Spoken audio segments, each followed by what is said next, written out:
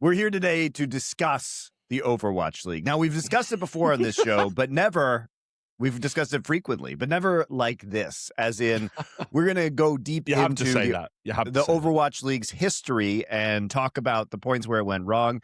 Obviously, my co-caster at the time, DoA, and I were deeply part of the formation of the Overwatch League. And what spurred this was the Lex Fridman interview with Jeff Kaplan. So Jeff Kaplan was the former lead designer of the game of Overwatch. He did mention the Overwatch League a little bit in there alongside the troubles of the development cycle, especially as it got later on towards Overwatch 2 and how the game came about. It is very interesting. You guys can go listen to that if you want to listen to that 5-hour interview with Jeff.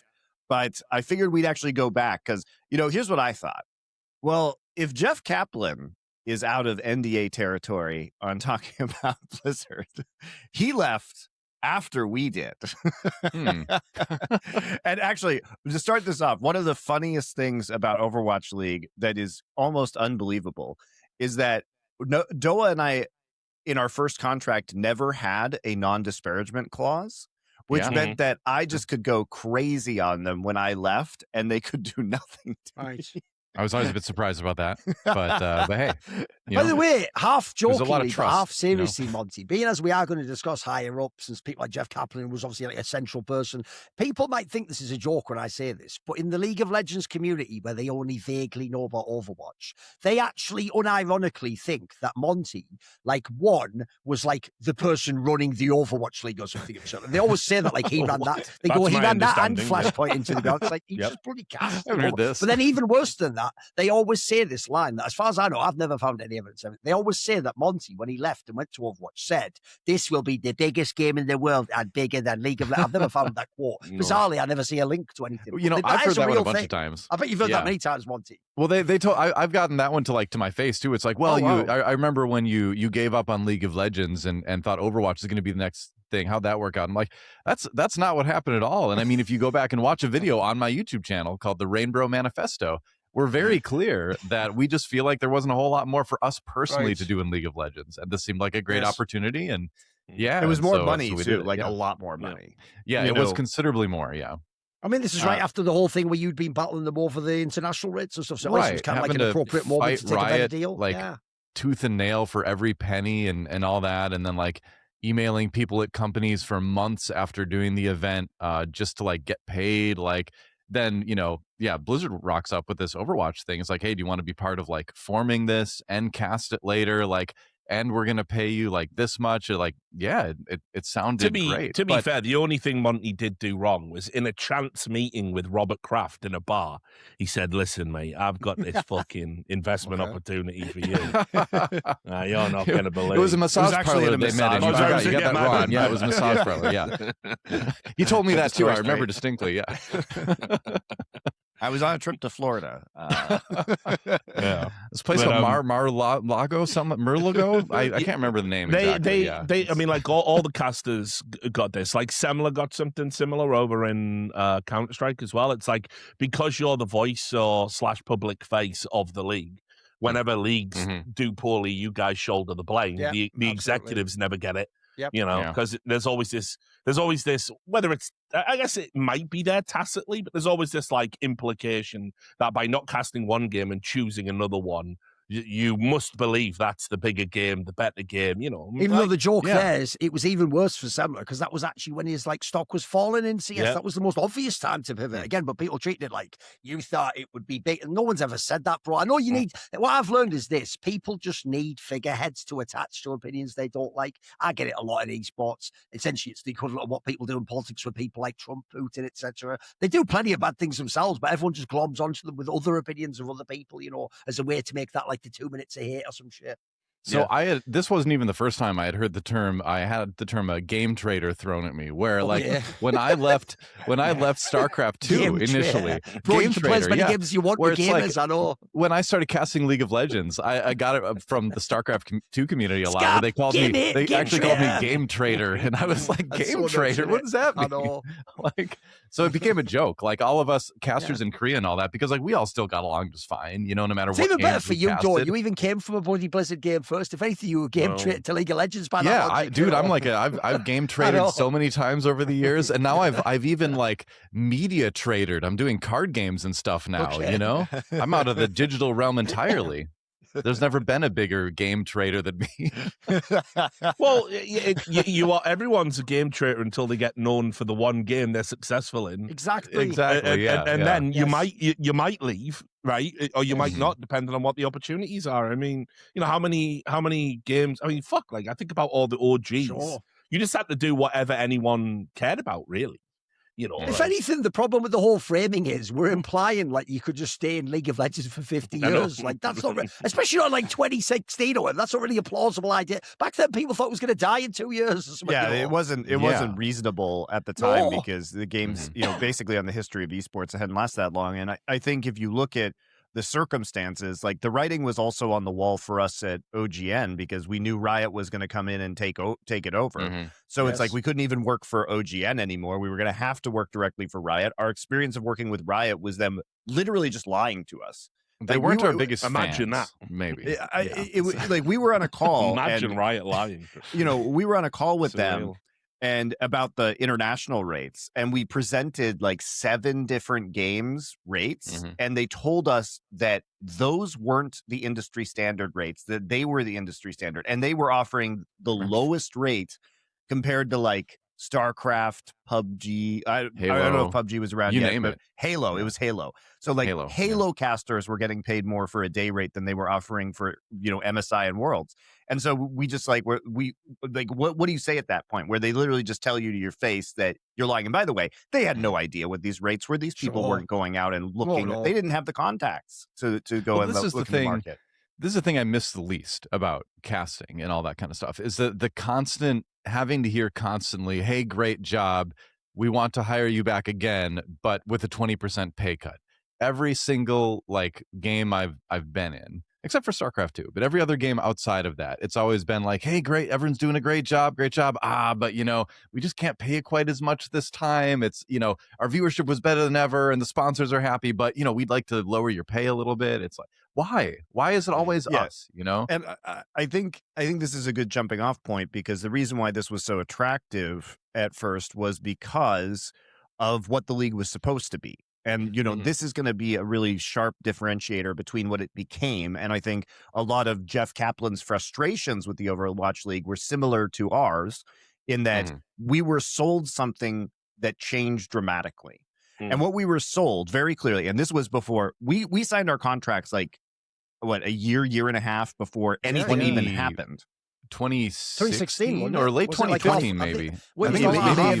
It may have even been like December 2015. Right. Yeah. It was like we were in Korea for like another year before we even. I mean, you left. already knew when you did one of your public battles over MSI that you were going to go and do this, right? Or it was. I think we were negotiating the deal. That, I think. Right. Yeah. So we haven't signed it yet. Yeah. Yeah. So basically, you know, the thrust of this is that when we were approached, there were only a couple people on the project for Overwatch League, including Nate Nanzer, who is the commissioner of the league when all of this started. It was like Nate Nanzer and one of the producers who was like the crossover producer from Team 4. And then it was me and DoA. So this was really still in its infancy. And what we were pitched was basically like, hey, this is going to be, we want to make it edgy. We want to make it like inside the NBA. Hell. So that was the pitch. Yeah. Is that, Even though here's the joke tone. is it ended up on Disney. Yes, they said they wanted like our style and all that. That's the problem in a nutshell. Is that we were sold, hey, it's going to be edgy like inside the NBA, and what it became was we sold the rights to Disney XD.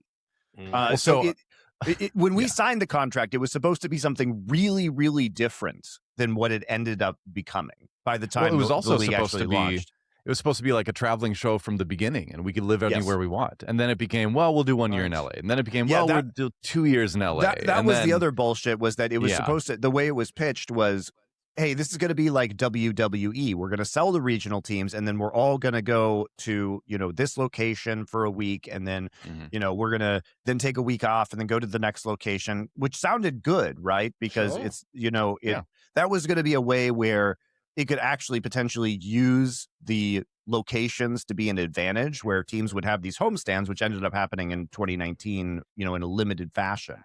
But, you know, this was, and the live anywhere thing was actually important to us. And to be fair to them, they never pulled out of that part of the deal. Like, we could have lived not in LA, but at the end of the day, we would have had to have been flying into LA for 4 to 5 days a week, every week. So they changed like significant stuff on us. Based on the original pitch and made it a lot worse. But I mean, that was just kind of the inshitification of the project. And I think like this is where a lot of Jeff Kaplan's frustrations in this interview come in, because Overwatch League started as something. By the way, did we mention that like, at the beginning? Did you say about Lex Fridman? All right. Yeah. So, this is where a lot of the frustration, I think, from Jeff comes into, because the scope creep and the changes to this as a result of attaching all of these billionaires and these insane expectations to it that didn't exist when we signed up.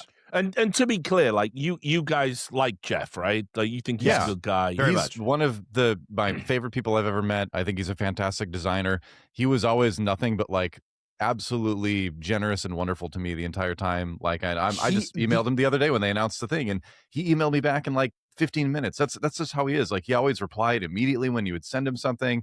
He like, let honestly, me when we would email him about the league or balance changes, he would write like 2,000 words back. He would always make time for you, and he would always, like Monty says, like fully like think about and listen to everything you had to say. Like, I love Jeff Kaplan. He's awesome. So, like when we were there as like consultants too before the league began, we had like badges to get into the Blizzard studio because we lived in Irvine at the time. And I was like, hey, could I just come in and watch over the shoulders of the designers, because I just want to learn about that? And he said, yeah, sure, that's fine. If they're fine with it, I'm fine with it. He would let me like come up with like game ideas and like mode ideas for the thing, and then pitch it to him, and then he would give me feedback on it. So like he didn't need to do that. He's a very busy person, but he would always make time. So yeah. You see, the reason I ask is I don't recall meeting him. I met a lot of Blizzard executives down the years, but Jeff, I think we just missed each other, or if we were ever in the same room, it just we weren't like talking to each other, maybe past each other or whatever. But for me, what it looks like now, and this is why I wanted to get your temperature check on it, he looks like another one of these game devs doing a fucking tour where they get out from under the big corporate entity that they were very much a part of, and they then badmouth it and say, man, some crazy motherfuckers over there making crazy decisions, and they're trying to absolve themselves of like any guilt or participatory element. But it's like, you were there at the time, and these things happened, and you said nothing, and it appears you did I always call them born again, Richard, because they remind me of how born again Christians who like used to be like say a drug addict, they almost revel in going into how degenerate they were. Like, oh, that was really bad, and it was drugs, because the whole thing is it's to like contrast with like now you're totally washed clean, and now you've got a new life, and that's all bad. I've seen so many riots. I don't know if I'd agree with that about Jeff, because like if you look at his history too, he's never been shy about sharing his feelings about the corporate side of gaming like that. Even before he worked at Blizzard, he was famous for doing that in EverQuest. And whenever we talked to him too, personally, he was really one of those like OG Blizzard people that wanted to just make good games and take all the time they needed to make it, and didn't want to deal with any of the corporate crap. And I think some of his biggest frustrations was being made to like deal with that stuff within the design process. One of the big things with Overwatch League that I learned from him that I didn't know before too was that like there were all these like sustainability things that they told us they were going to do for the league, like all the skins and the signatures and all that kind of stuff. And like he didn't really, it sounds like, sign off on that or was even aware of the scope of it that was going to happen. And then they were having to hire all these like designers that were in these overseas offices and all that. And so he felt like he was just losing complete control over like the quality of the game and like the workflow and I know that really bothered him a lot. And when we signed on and when we signed our deals, right? Remember that first off, the league was supposed to start in 2017, and if you want to know what a shit show this was, we literally we gave up our leases on our apartments in Korea. We were supposed to be there, and so by the end of we signed it either at the beginning of 2016 or I think beginning of 2016, and then so we were waiting. We're casting Apex, the Overwatch tournament in Korea. Yep.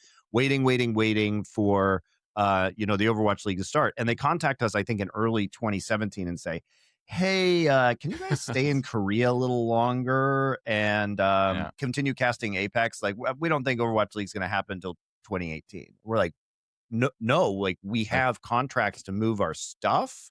We have dates that we have to leave our apartments by because we left in April of 2017, and we're like, no, like you told us to be in America. What are you talking about? That's not something we can reverse easily. And so we ended up being there, and then they ended up kind of slapping together this like Overwatch League season 0 in Denver. I remember this. Yeah. Mm-hmm. Yeah, in Denver, where it was online, and all the casters went there to cast. It was a ton of fun, by the way. It was actually really fun. That was the one that went out on MLG TV, right? No. Man, no. It was the MLG TV was the preseason for 2018. Preseason, right? Yeah, okay. Yeah. So they did the World Cup and the season 0 in 2017. Yeah, yeah, right. and the World Cup, by the way, was extraordinarily successful. The BlizzCon World Cup went really, really well. So I do want to go back though, because the initial thing about Overwatch League and where the giant scope creep started was I talked to Nate Nanzer about this, and Nate obviously. I mean, I don't think you leave if you're happy. Let's put it that way. Nate just like pieced out at the start of season 2 and went to work for Epic.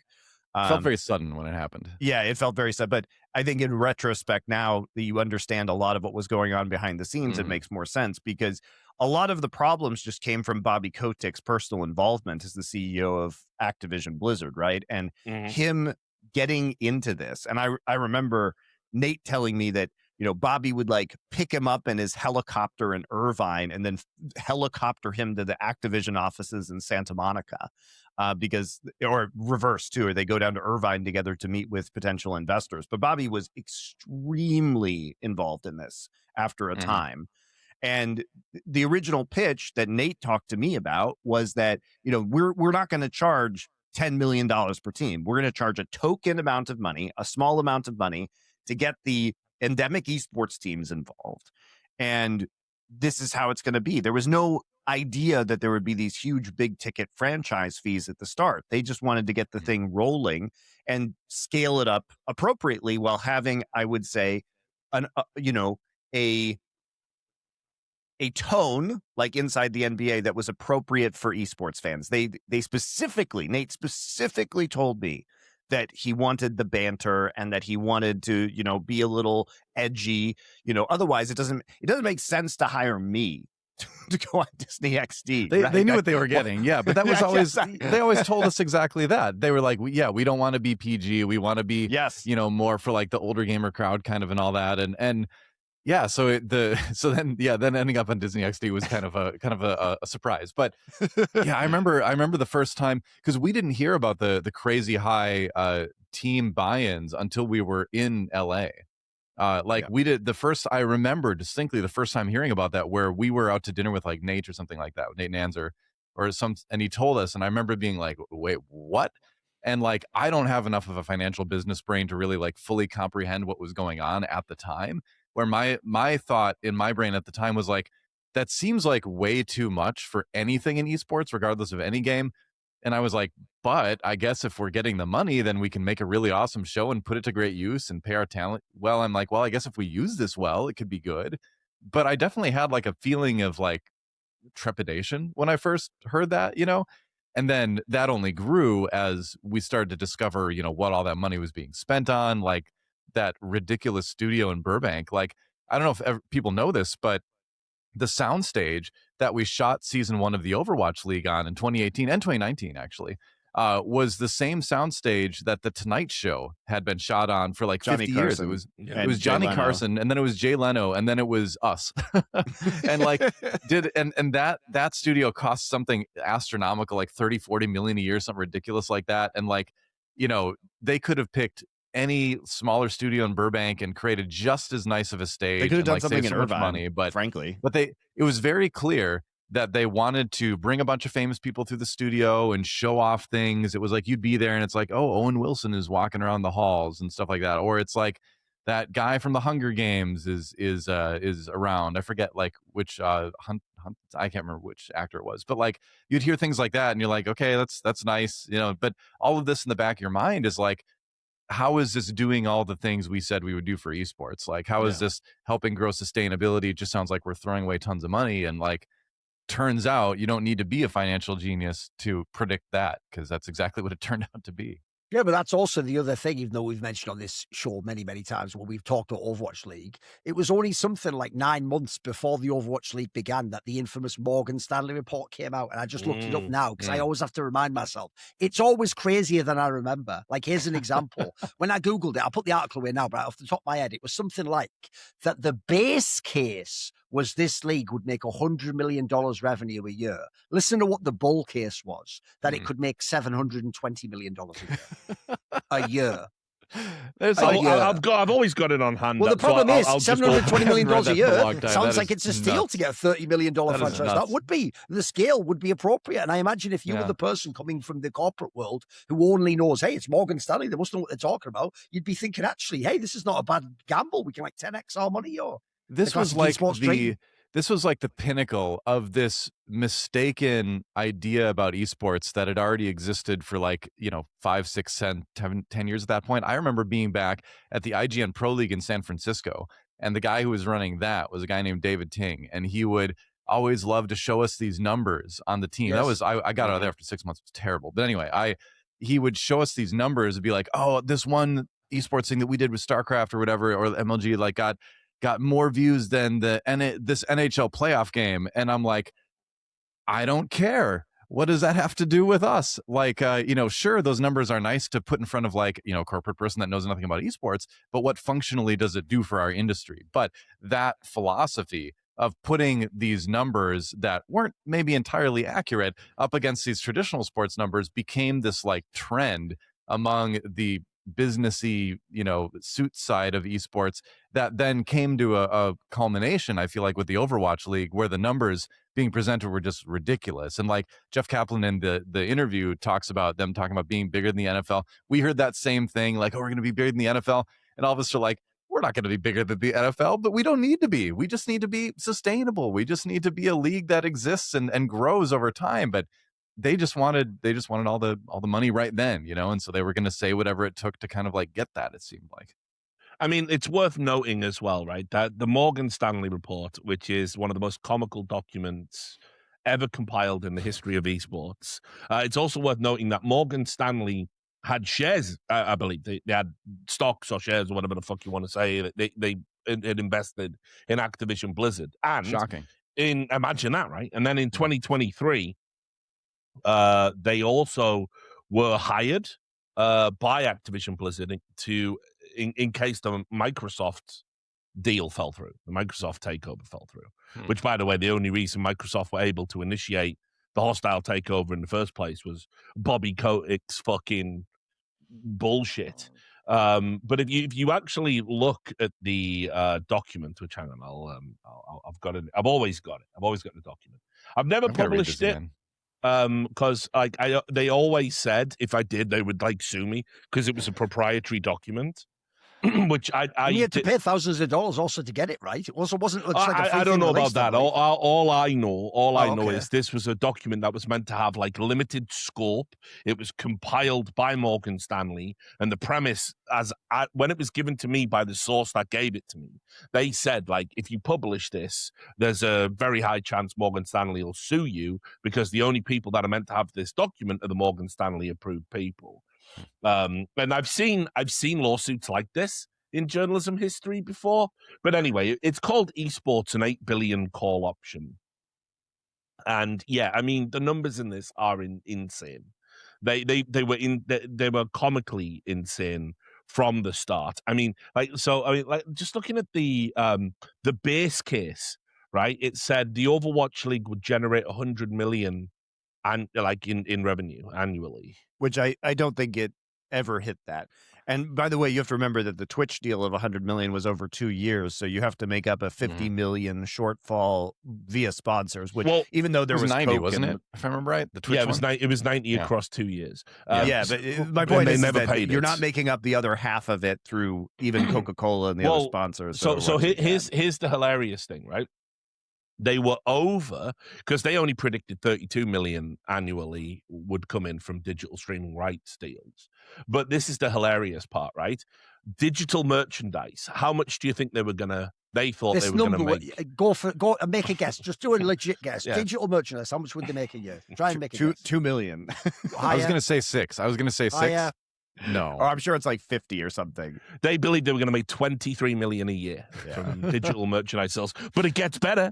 Huh. That's the base case, remember, not the bull. That's the base That's case. the base, right? Right. How much do you think they were going to make from ticket sales? Get ready. Oh. Come on, boys. A year?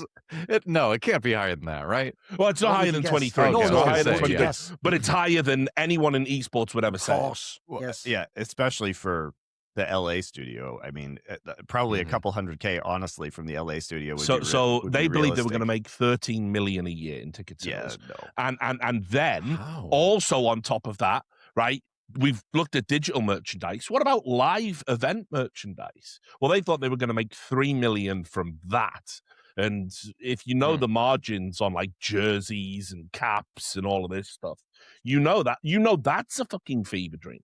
So this was the problem. Like the way it was, I mean, honestly, I have said this many times. I do not know why these groups haven't took out a class action against Activision Blizzard. I can only assume they waived the right to sue them when they took that $6 million I'm sure. back payments because honestly, do you know what I'll do off the back of this episode in the Jeff Kaplan interview? I think I will just publicly. I'll roll the dice. Fuck it. No one's threatened to sue me for like 2 years. So. I also don't think this document is particularly relevant anymore. So no, that's what I mean. It's like true, it's just hilarious because when you're making comparisons to like you're saying the Overwatch League will be bigger than WWE. Like what? Like well, and all what of are we these talking numbers about? were predicated on the fact that it's always the same bullshit. It's like there are X many gamers in the world, even though it contains like and mobile if we gamers. Just get 1%. Yeah, exactly. And also, you have to remember that esports viewership conversion has typically been very poor compared to game player base, right? It has been really hard to get, it's a very small fraction of a given game's player base that actually watches the esports matches, right? So now Some that games makes convert- me try to remember how long it took them to get the streams for Overwatch League in the launcher. Yeah. And I feel like it was quite a while. Yeah. So I think I there may were a lot have of a hint there were about a how lot of issues. For many of you, there's a workflow you will execute every week that you wish could run itself. And now with Notion's custom agents, you can consider your weekly status reports handled. A status update agent, for example, can scan your progress each week, synthesize key updates, and compile them into a report, and then send it out to you or your team so you don't have to. For you guys who don't know, Notion is an AI-powered connected workspace for teams. Notion brings all your notes, docs, and projects into one space that just works.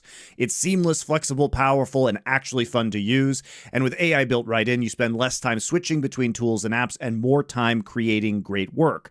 And now, with Notion's new custom agents, the busy work that used to take hours or never actually happened at all runs itself. This has really changed how we work at LFN and has saved us a ton of time on busy work so that we can actually spend more time making the kind of content you really enjoy. For example, we use Notion to actually pull all of our ads together for every single show, bundle them up, and then that gets sent to Discord. So we have custom agents within Notion that will take all of the show's ads for a certain week, put them all together, and then hand them off via Discord to our hosts here on LFN. That has saved us a huge amount of time, and it was just pointless copy pasting, a lot of communication that now is just happening completely automatically. And this has allowed us to open up more time to do stuff like invest in the upcoming premium program that we're going to be offering for you guys, which means more content, more interaction, and more, like, etc. So you guys, Notion has been really helpful. You can even use it on your own just to keep track of your own life. It can tap into your Gmail or your Google Docs to scan information, send you calendar updates. It just have your own personal to-do list in addition to cultivating your maybe professional workflow. It is really an amazing app, and it is so incredibly flexible and easy to use. The custom agents also make a massive difference in terms of automating stuff that you probably don't want to do anyway. So you guys can try custom agents now at notion.com/4horsemen. That's all lowercase letters, notion.com/4horsemen. That's FOUR HORSEMEN, so 4 spelled out plus men plural, to try custom agents today. And when you use our link, you are supporting our show. We really like Notion, so if you guys want to check it out, please use notion.com/4horsemen. You can try it for free and see if it's for you. It really does make your life a hell of a lot easier. So thanks a lot to Notion for supporting our show. I do want to go back to the development of the league, though, because I do think that some of Jeff Kaplan's complaints in his interview with Lex Fridman are accurate, right? Because at the end of the day, one thing that I think everybody associated with the league, whether you were on the league side or on the development side, can agree with, is that the scope of this thing got so out of control that there wasn't a functional relationship between the devs and the people operating the league. Because as Jeff notes in his interview, it's like as soon as the scope gets this big, and Bobby Kotick is personally involved. And you also have to remember that the reason why Overwatch 2 existed was because Kotick, he wants to print money like he does in Call of Duty, right? He sees Call of Duty and he sees we're releasing a new $60 game every year, and it's making us $1 billion a year every year forever because everybody just buys the new COD, right? And so he wants to do the same thing basically with Overwatch League. Or with Overwatch. We want new iterations of this game. And maybe not every year, obviously, because they have, 3 different developers who do Call of Duty, and they rotate in a cycle, right? So that they can actually get it out. Wasn't going to happen with Blizzard, but, the point is he wants future iterations of this game because he's in an OG, we sell the game in a box mentality, not in a live service mentality. Yep. And so when you look at Overwatch and the hype around it, obviously Blizzard had been somewhat successful in esports in the past. Clearly, they had basically invented esports. And I think there was saltiness that they look at Riot or they look at Valve and they see the success of League of Legends and Counter-Strike. And they're like, that could have been us, right? Why isn't that us? But we can do it bigger. We can do it better. I'm Bobby Kotick. I have my billionaire sports friends, and we're all going to get in on this and make it huger than it's ever been. And here's the giant pay-ins to show to these billionaires that we're legit. I mean, it's nothing to these people. $10 million is nothing to an NFL owner, but just the number is like, okay, well, you could trust us because we're gonna make this super nice, and we've got this cool studio. But the fundamental issue was that the Team 4, which is the team within Blizzard, had to really use a lot of their resources to deal with this in terms of creating all the logos of the teams in-house so that there would be like an aesthetic cohesion to the league. And honestly, they did a really good job on some of those logos. The Houston Outlaws logo is still one of my favorite logos in esports ever. Yeah. They did a great job. Then they had to make all the additional skins. So it's a ton of work for the developers in order to implement all of these features. And it's not something that they had asked for. And if you're trying to manage the game itself, I think it becomes really troublesome. And then the other aspect of this, which I have never heard anybody really discuss, is that there was a baseline reluctance within the development team to even make Overwatch competitive enough to justify an esports experience. And Blizzard actually was renowned for this because at Hearthstone, there was a huge debate within the Hearthstone team. Should we make this more casual friendly, more RNG, or should we make this a really actually competitive, you could see it in the expansions too. They would like flip-flop back and forth between a lot of random stuff to very tight competitive stuff. And I don't know if that existed as much in the Overwatch team, but it certainly existed elsewhere in other games. But sure. I mean, the way they started balancing the game, I mean, the GOATS meta, like, fix it. And that is puzzling. But at the end of the day, and rightly or wrongly, I'm not going to say I don't have the information to know what the right decision was, but it became very clear that the dev team was prioritizing the casual experience as opposed to competitive experience. And in the interview, by the way, with Lex Fridman, Jeff Kaplan says, I wish we had made it more of a competitive experience. He basically said that not putting scoreboards in was a mistake into the game.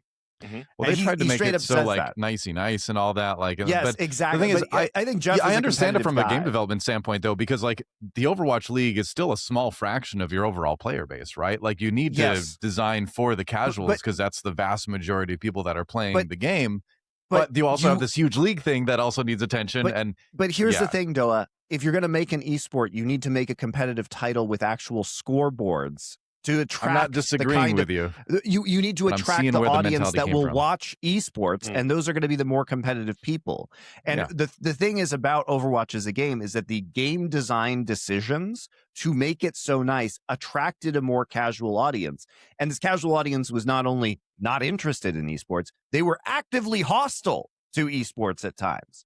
Which, to be fair, I can understand, because let's also be clear. Yeah, sure. The persistent existence of the Overwatch League essentially killed Overwatch as a product. I know everyone's like jerking off again, probably to feet pictures, because it's like, oh, it's gone above Marvel Rivals. It took like this insane, massive update, and all these new. The new update is really good, though. But to be fair, I played it again for the first time in a long time, and I love all the changes they made with it. I imagine it'll do what happens a lot of the times when they do these, like, come and rubberneck at what we've put into the game, and then people go, okay, well, we figured it all out, and we're back now, and we're gonna go away. I won't say that, but I will say I had more fun with it than I've had in a long time, because I still jump in and play it once in a while. I like the game, Listen, and it's fine. I mean, for me, I think like I genuinely sympathize with like the casual Overwatch community, because they were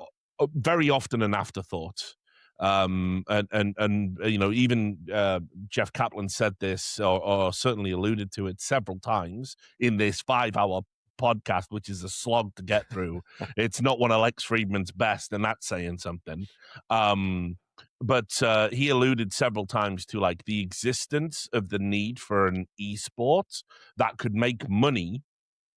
Essentially occluded what we were trying to do. Well, that's what I'm saying. It took development resources to like service all of the digital items. And then they rushed Overwatch teams. 2. I mean, like ultimately everything from the inception of the game to rushing out Overwatch 2, getting rid of the PvE stuff that was the whole premise behind Overwatch 2. Because, I mean, like he confirmed something that I reported at the time that people went, oh, I don't know, Richard, have you even got sources? And that doesn't sound real. And it was like that ultimately they tried to give a shot in the arm to the Overwatch League by launching Overwatch 2 early and with none of the stuff that people had been promised. And not even to the point of like, remember you wouldn't even have to buy Overwatch 2. You could play Overwatch 2, but you only have Overwatch and they've got Overwatch 2 and they're just getting better graphics. That's all that's going on there. They got the better graphics, but I mean, utter nonsense. And of course it didn't happen. It's ridiculous too, because I actually got to play the PvE stuff. They had like one of the BlizzCons. They had like a smaller opportunity for people to play a little bit. So I played like one of the levels, and it was really fun. And they had this like tree where you could like, over the actually some of the DNA from that, in that as you played, you would unlock these nodes that would change abilities or give you little new ones. That's some of the stuff that is in the game now. That was originally part of the PvE experience that I played a little bit. And so when they canceled all that stuff, I'm like, that's tragic, because the stuff they've been working on was genuinely very fun. But yeah, I agree that the constant pressure of the Overwatch League and the demands that's being just kind of piled on this development team that's not anything they ever wanted was definitely detrimental. So, I mean, it was nice to have that validated at least, because the Overwatch community, every time I open my mouth about Overwatch, even though I never played Overwatch, I wasn't really interested in the game. Class-based shooters have to be really, really good to impress me. I played Team Fortress and TF2. You know what I mean? Like that's the gold standard. Overwatch falls well short of TF2, and so I wasn't interested in it as a game or an esport really, but I knew if the league failed, we were going to end up where we are now. And I always maintained that. and I've been vindicated. And I would break all these big stories, and the Overwatch community would be like, it's Richard Lewis, he's a cynic. He hates our game. He hates this league. He wants it to fail. It's like, no, it's the opposite, you dumb motherfuckers. And lo and behold, everything I ever reported about the Overwatch League was completely correct, because there was so many people on the inside screeching like they wanted it to be good, and they were running into the Bobby Kotick and his acolytes problem. Well, we were getting ourselves in trouble over there. Monte got himself in trouble. I got myself in trouble from I kept trying to schedule these meetings to talk about the problems with it, and they finally just told me to stop. And Monte, you were talking to the team owners and stuff, and they got real upset at you about that. It's like, guys, really, the we were trying worse. from We've the got inside. to do something. Shut up about the fire. Yeah. Okay, well, it's our policy that the building isn't on fire. I mean, that gets into what was actually going on by the time that we get in there, because the problem became, as we said, there was this Disney XD, because the scope of the project became so large. So again, when we signed on, it was supposed to be real esports, organically, grown from a grassroots. Let's have banter. It's not going to be this massive thing. Let's build something slowly that's sustainable. By the time we get there, it has become, look, we sold all these $10 million slots, and here we go. We're going to have this Burbank studio. Again, not what we were told or promised.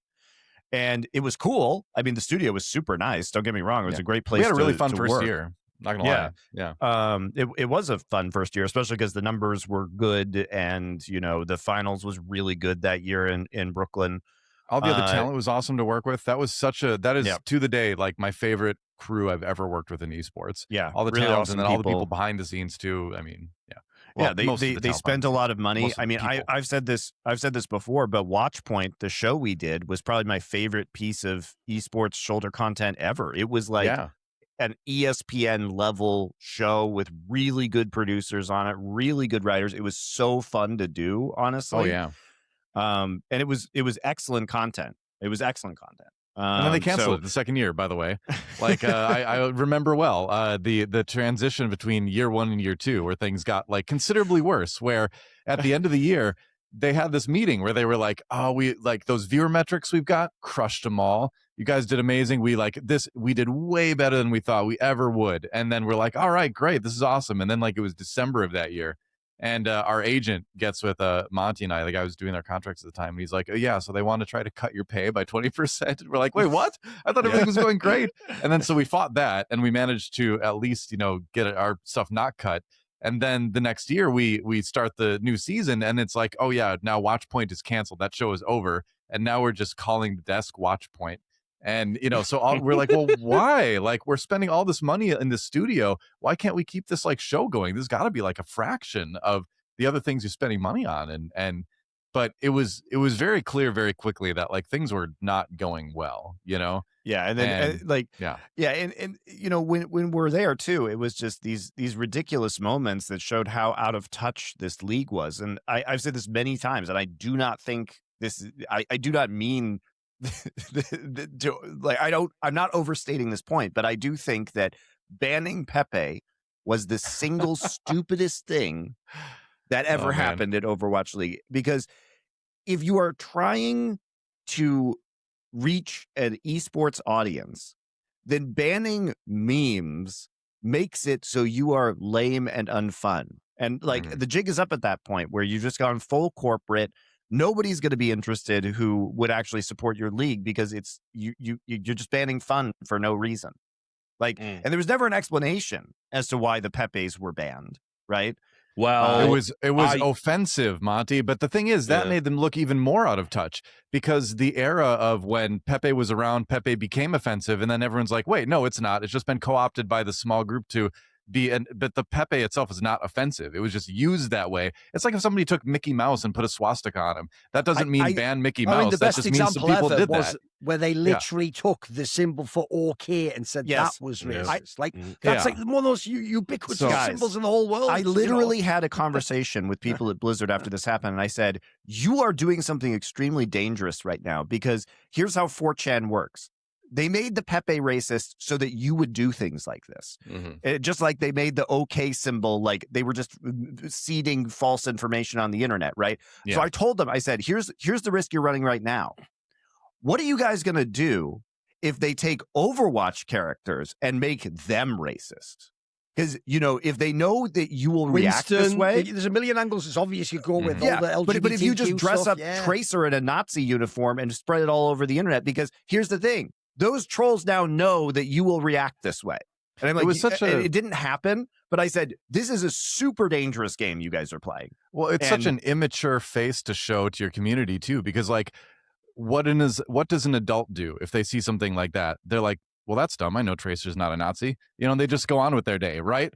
Like any mature adult would do. Think about the fact that they would go crazy of the about Hello this. Kitty Nazi stuff, bro. Like it's Hello Kitty. Take it way back and just have the Calvin peeing on things bumper stickers. Like that was never endorsed by by Watterson, right? And people just are like, well, yeah, some truckers just like to do that, but whatever, I'm going to go on with my day. If you've got a busy schedule being outside this spring and enjoying the warm weather, you may want to consider Factor so you don't have to spend quite as much time in the kitchen cooking or making bad decisions about food if you're going out. Right now, Factor offers fully prepared meals designed by dietitians and crafted by chefs. They're ready in 2 minutes, no planning, no cooking. It's incredibly easy, guys. All that happens is every week, Factor ships you a cold box with ice packs. Nothing's ever been frozen, just refrigerated. You pop these into your refrigerator, and whenever you want a meal, you just throw it in the microwave. 2 minutes, it's done. It's in front of you, and it's probably a healthier choice than what you would be making if you were ordering delivery or takeout. And it's also going to be almost certainly significantly cheaper. They have quality functional ingredients, including lean protein, colorful veggies, whole food ingredients, and healthy fats. No refined sugars, no artificial sweeteners, no refined seed oils, and meals that fit your goals and schedules, healthier eating, calorie management, more protein. They have over 100 rotating weekly meals. They're not the same every week. They switch them out, but you still have 100 choices. And so it keeps things fresh and delicious consistently. It also has a variety of diet options, including high protein, calorie smart, Mediterranean diet, GLP-1 support, ready to eat salads. And there's a new Muscle Pro collection that supports strength and recovery. So it's perfect if this spring you're getting back into a workout routine. This is really easy, guys. You can also pause it at any time if you happen to go on vacation or want a little bit of a break, and just you go on the website, pause it for that week, and set it to resume when you want it.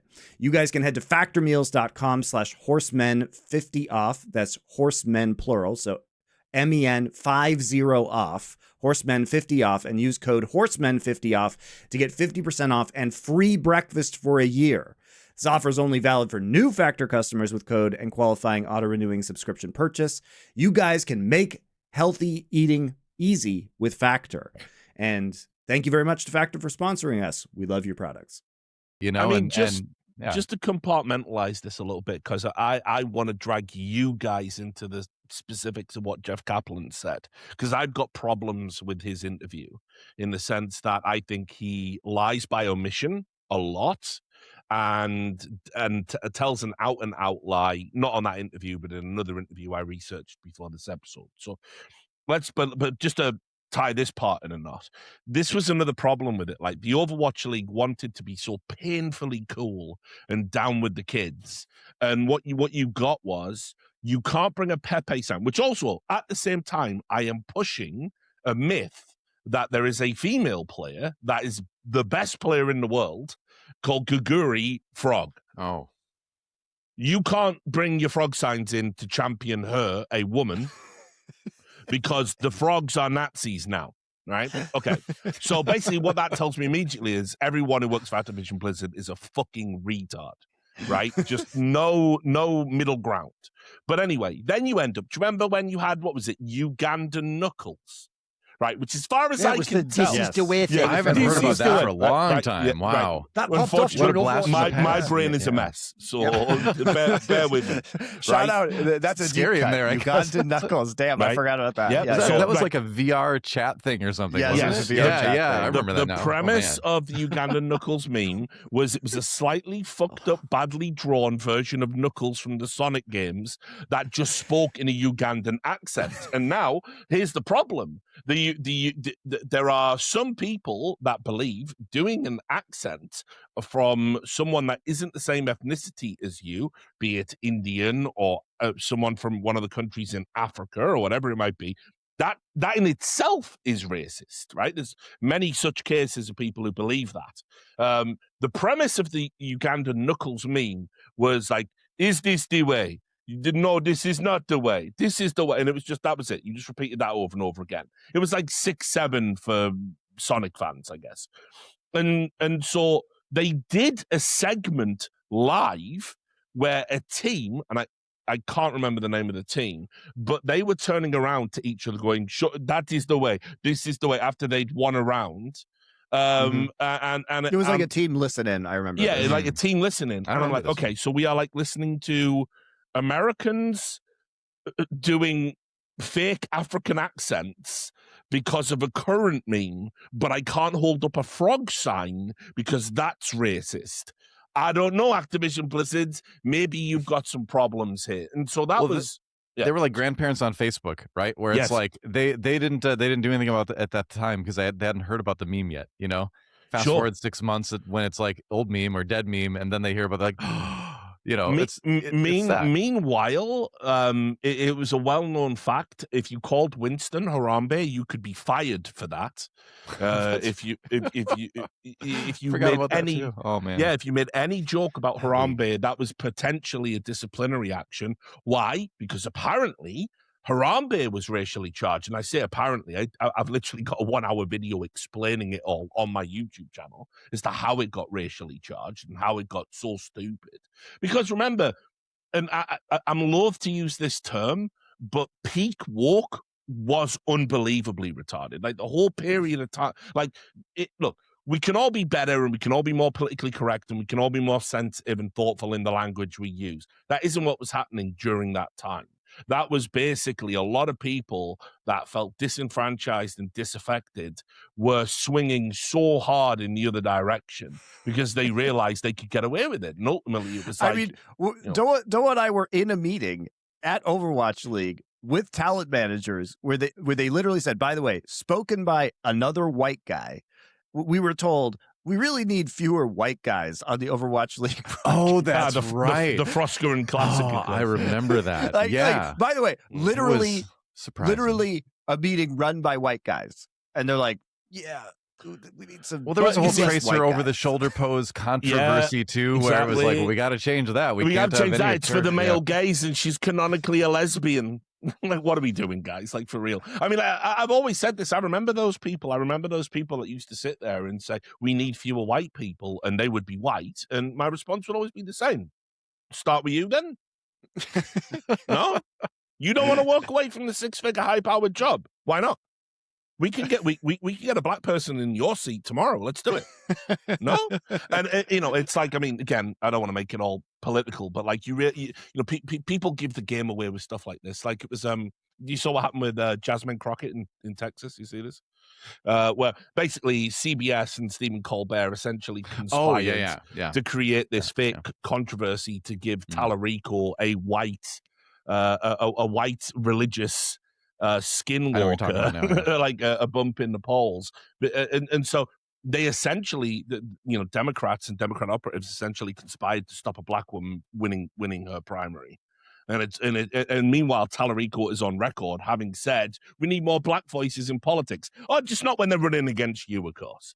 So anyway, right, that's what I mean about peak woke being inherently retarded. Like people would look at you like to your face and be like, we need fewer white people, and they're white and you're white, but they mean you, and they don't mean them. So I should say, I guess I'll talk about this. Sure, why not? Yeah, go on. I was in, I won't say what game it was. It was after the Overwatch League. I won't say what game it was, and I won't say what company it was. Do the Kanye West. I was talking to Kanye West, and no, I was talking to someone who was part of a video game company, who told me that I would be hired less going forward to be talent for their events because they wanted a different makeup for the desk. And by that, they mean race and gender and all that. And that put me in a very awkward spot. I haven't talked about it or anything like that because I didn't want to make a big thing about on social media, but it's like, I love casting and I love being talent, but like, what can I do about that? You know, like I can't change that about myself to get more work. Like I can become a better caster. I can learn new games, but there are some things that I just, you know, it's too expensive the problem with change, all of that, right? Eric, though. It's like, right, it's the thing I hate about it, because it is a brutally unfair sword that cuts both ways. And I've talked about this a lot, and I've sat down with talent that I won't name, who they would be louder than you about that because they get hired on their merits, and the implication when stories like that go out is they're not being hired on their merits, and of course they are. And it's like, look, I don't think it's the worst thing in the world to want to have a more reflective a product, you know. Yeah, like absolutely. I've got no issue with that. Like, but put it this way, like I'm the kind of guy, like if someone came to me and said, like, we can put somebody in your position that's going to help make a better composition, so you know, you got to go. Oh, okay, fine. It wouldn't like keep me up at night or anything like that. But what I will say is, why are we looking at it like that? I know for a fact there are people who are so exceptional at their jobs. We can stop having that conversation now. That was a conversation for 20 years ago, maybe. It's not a conversation for 2026. And it's not real anyway, Richard. I made this point. Like, I'll give you an example. There's one in League of Legends I always bring up, which is there's someone called Trouble Inc., who's not only a girl, are you ready? She's doing the Frostgun route. She's the analyst. That doesn't even exist in esports. In esports, you're a host, you're a stage host, you're an interviewer. So when you ever get one like that, that is, if you are someone who believes in diversity, surely that is like worth its weight in gold. She can't even get on the LEC, bro. They've brought her on every now and then. And what I've heard is this: the real secret extra, you know, constant in the equation that they're running is this. Oh, when I said I just wanted diversity, I meant who also has all the same political opinions as me. It turns out that's the secret. I have a great anecdote about this, and it relates to Overwatch. And it was when Overwatch did, when we did it at E-League. And I was told I couldn't be on the show, and there was two internal versions. One, I was a Trump supporter. Like, I don't even know where that came Voting from the UK, right? Yeah, exactly. Yeah, like I moved to America and was voting illegally, which I thought couldn't happen. So it's, you know, what are we doing? But the other one was, no, Richard criticized WCS over in StarCraft, and it really upset a lot of people because he was the StarCraft host and then publicly came out and decried it all. So we don't want him associated with Overwatch. We don't think that'd be safe.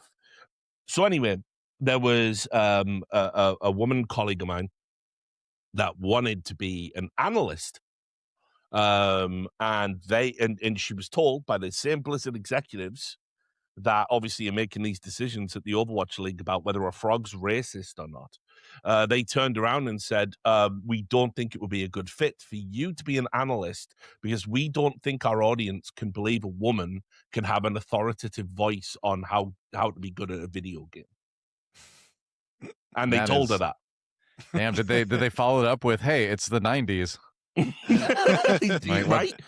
When she told me that, I was like, I just don't know what to say, man. Like, I'm ashamed on their behalf. You know what I mean? Like, they've clearly got no shame because they're now going to go out and talk about, and this is one of the lies of omission.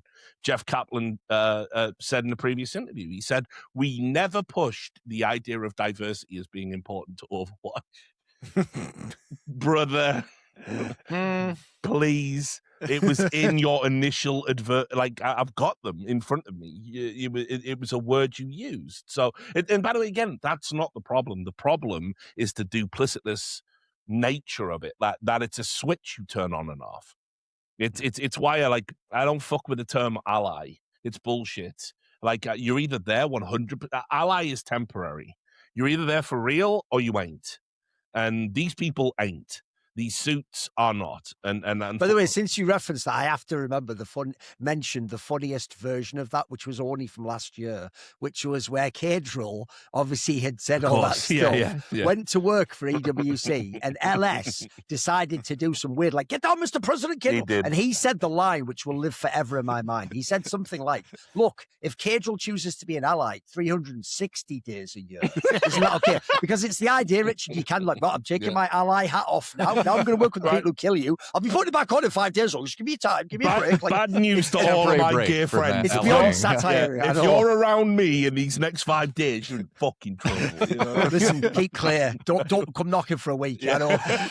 Like, what are we doing? So anyway, on that note, sorry, I'll toss it back over to people that were working at the Overwatch League at that time.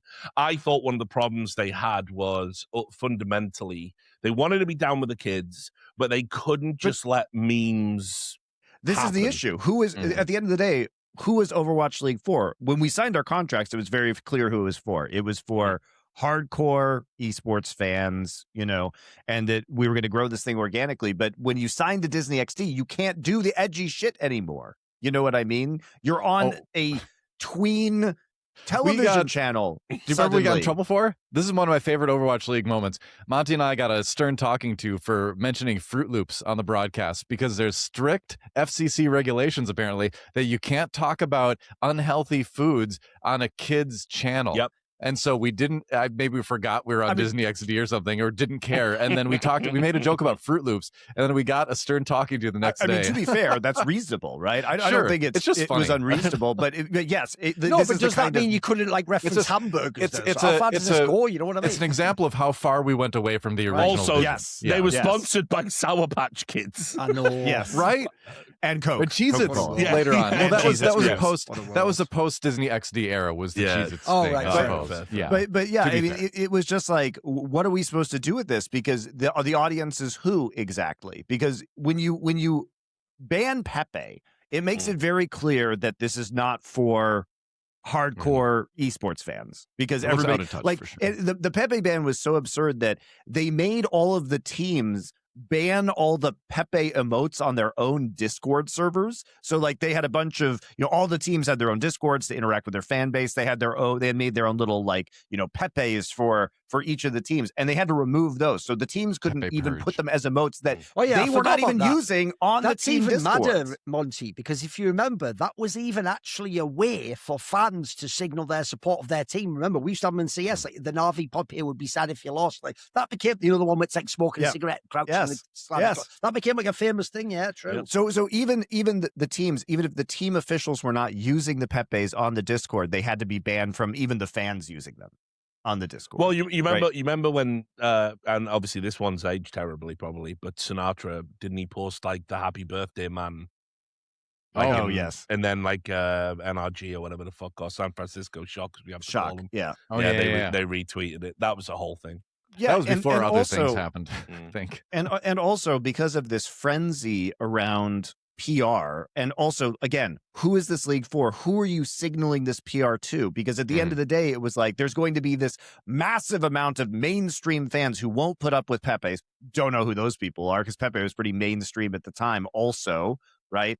But it turned into, okay, well, we can't offend anybody. And then that also turned into the whole XQC fiasco where they fumbled maybe the biggest streamer in the last 10 years, who just happened to be very popular and playing in your league, and he was streaming at the same time, but you had to antagonize him for some nonsense, right? Just like complete nonsense. And so it was every time they could do something that was out of touch with their core audience, they would just do that in the vain hope that there would be some non-core audience that was going to come in and support this league, that all of a sudden it was going to be discovered by 50 million people who had never seen esports before, who were going to suddenly decide that they wanted to watch esports. And this was also simultaneous. You push away the people who could be your greatest advocates too, right? Because the way you grow your esports scene is by the hardcore fans bringing their friends and growing it that way. It's still a very like word of mouth kind of thing, Mm-hmm. So when you push the hardcore people away like that, then I don't know who's going to champion your broadcast. Good luck. Yeah, I mean, just to shelve this off, and then I'm going to ask you guys a direct question related to a quote I've got in front of me from Jeff Kaplan. But I mean, I think also as well, like there was a number of issues within the league where I think they suffered from, like, when it's a podcaster, you call it audience capture. I don't know if it's that. I don't know if that's the right phrase here, but ultimately there were people within the company that had very strong beliefs about what constituted bigotry and where the lines were drawn, and those lines were a bit too extreme and a bit too harsh to sort of slot into gamer culture, which isn't necessarily to say everything about gamer culture is fine. I'm not saying that, but equally as well, like, some people are so far off the fucking deep end with what you can and can't say. The endless tone policing is so boring, people just withdraw from it. And it's like, I can get lectured at school, I can get lectured at work, I can get lectured at home by my parents. I don't, this is my free time. I'm not going to get lectured here. And unfortunately, I felt there was a lot of that. And so with Jeff Kaplan, he always maintained that that wasn't baked into Overwatch, but that's total bullshit. Yeah, I mean, I think obviously, like, diversity was supposed to be a big part of the game, and I think that's a noble thing to have these heroes from all walks of life that look, as different as people do on Earth, right? Yeah, it's an optimistic future, exactly. So I don't know why you would deny that, because it was one of the good parts about the game, I think. But I think then it was. I'll read you the quote, and then you can tell me, right? It's one of the reasons why I lose a little bit of respect for people when they do stuff like this. He said, I think it's really interesting that people, this was in an interview with Mashable in 2017. In fact, no, sorry, this quote is actually from a DICE keynote speech I think he gave. So I think it's really interesting. People think that diversity was the goal of the Overwatch team when it was not. What we cared about was creating a game in a game universe in a world where everybody felt welcomed. And really what the goal was, inclusivity and open-mindedness. He added that diversity is a beautiful byproduct of that, and highlights that the game just happened to include strong female heroes. The women in our games are the ones doing the rescuing. And then he noted how the community had embraced these values, and cited that he saw a diva flag at a women's rights march in Seoul. He explicitly stated that the development team behind Overwatch had no political motivations whatsoever. Like, do me a fucking favor. I mean, the most, I would say the most cynical way you could interpret that is that they were creating something for the zeitgeist of the moment, right? In order to capitalize. You certainly water that down if every time Bobby Kotick's side of the aisle is in a scandal, you turn a character gay to divert from it, which they did. And, I mean, like, Soldier 76, I got no problem. He's a hot dude. That's wicked. Make him gay. Cool. But, like, we all know why you did that. And then it's like, we also know that, Tracer ain't gay in Russia. We know that. Well, like, we know that. We've seen the comics, right? So, this was my problem with all of this bullshit, that you baked into this video game things that were inherently always going to cause arguments and problems, and it was always going to expose Blizzard's hypocrisy as a company. And it's like I don't if the loading screen was an orgy with all of these characters fucking, it wouldn't bother me. Right, but I think you are pretending we're not trying to do this thing over here while doing that thing, and then also in these other countries that we want to make money from. There was never any rainbow flare in Turkey. There was never any rainbow flare in. They were Russia. Also extremely protective over the IP of Overwatch, which is another. They shut down that porn fucking thing. Well, sure, that's that's. I was devastated. No, I'm just kidding. Shutting down the porn is one thing. The porn thing was really funny though. But even on the broadcast on the Overwatch League side, one of the things that I think again caused a lot of extra work for the developers was that anytime we wanted to use like Reaper on the broadcast, let's say we wanted to use Reaper and put like a birthday party hat on him. Because we were changing the IP, that had to be approved by the development team. Because, God forbid, we use their IP to like change the meaning of a character. So I find it difficult to believe because they were incredibly anal. Meanwhile, in Ely, was... Duncan and I used to get photoshopped in our birthday party surrounded by the IDF. Like, no problem with that. So there was another example of this that I can think of too, where I remember and we were talking about some of the intros for League and all that, and they, it's very common in other esports over the years, since going back to like StarCraft 1, to have like a shot of the player and then they somehow kind of turn into the character or get some capability the character has. And I remember they didn't want that either. They didn't want players turning into the characters. And I'm like, why not? Yep. You're that's the character that represents them. That's what they're known for, But they were, and I can't say who specifically on the design team was against this. I don't know that.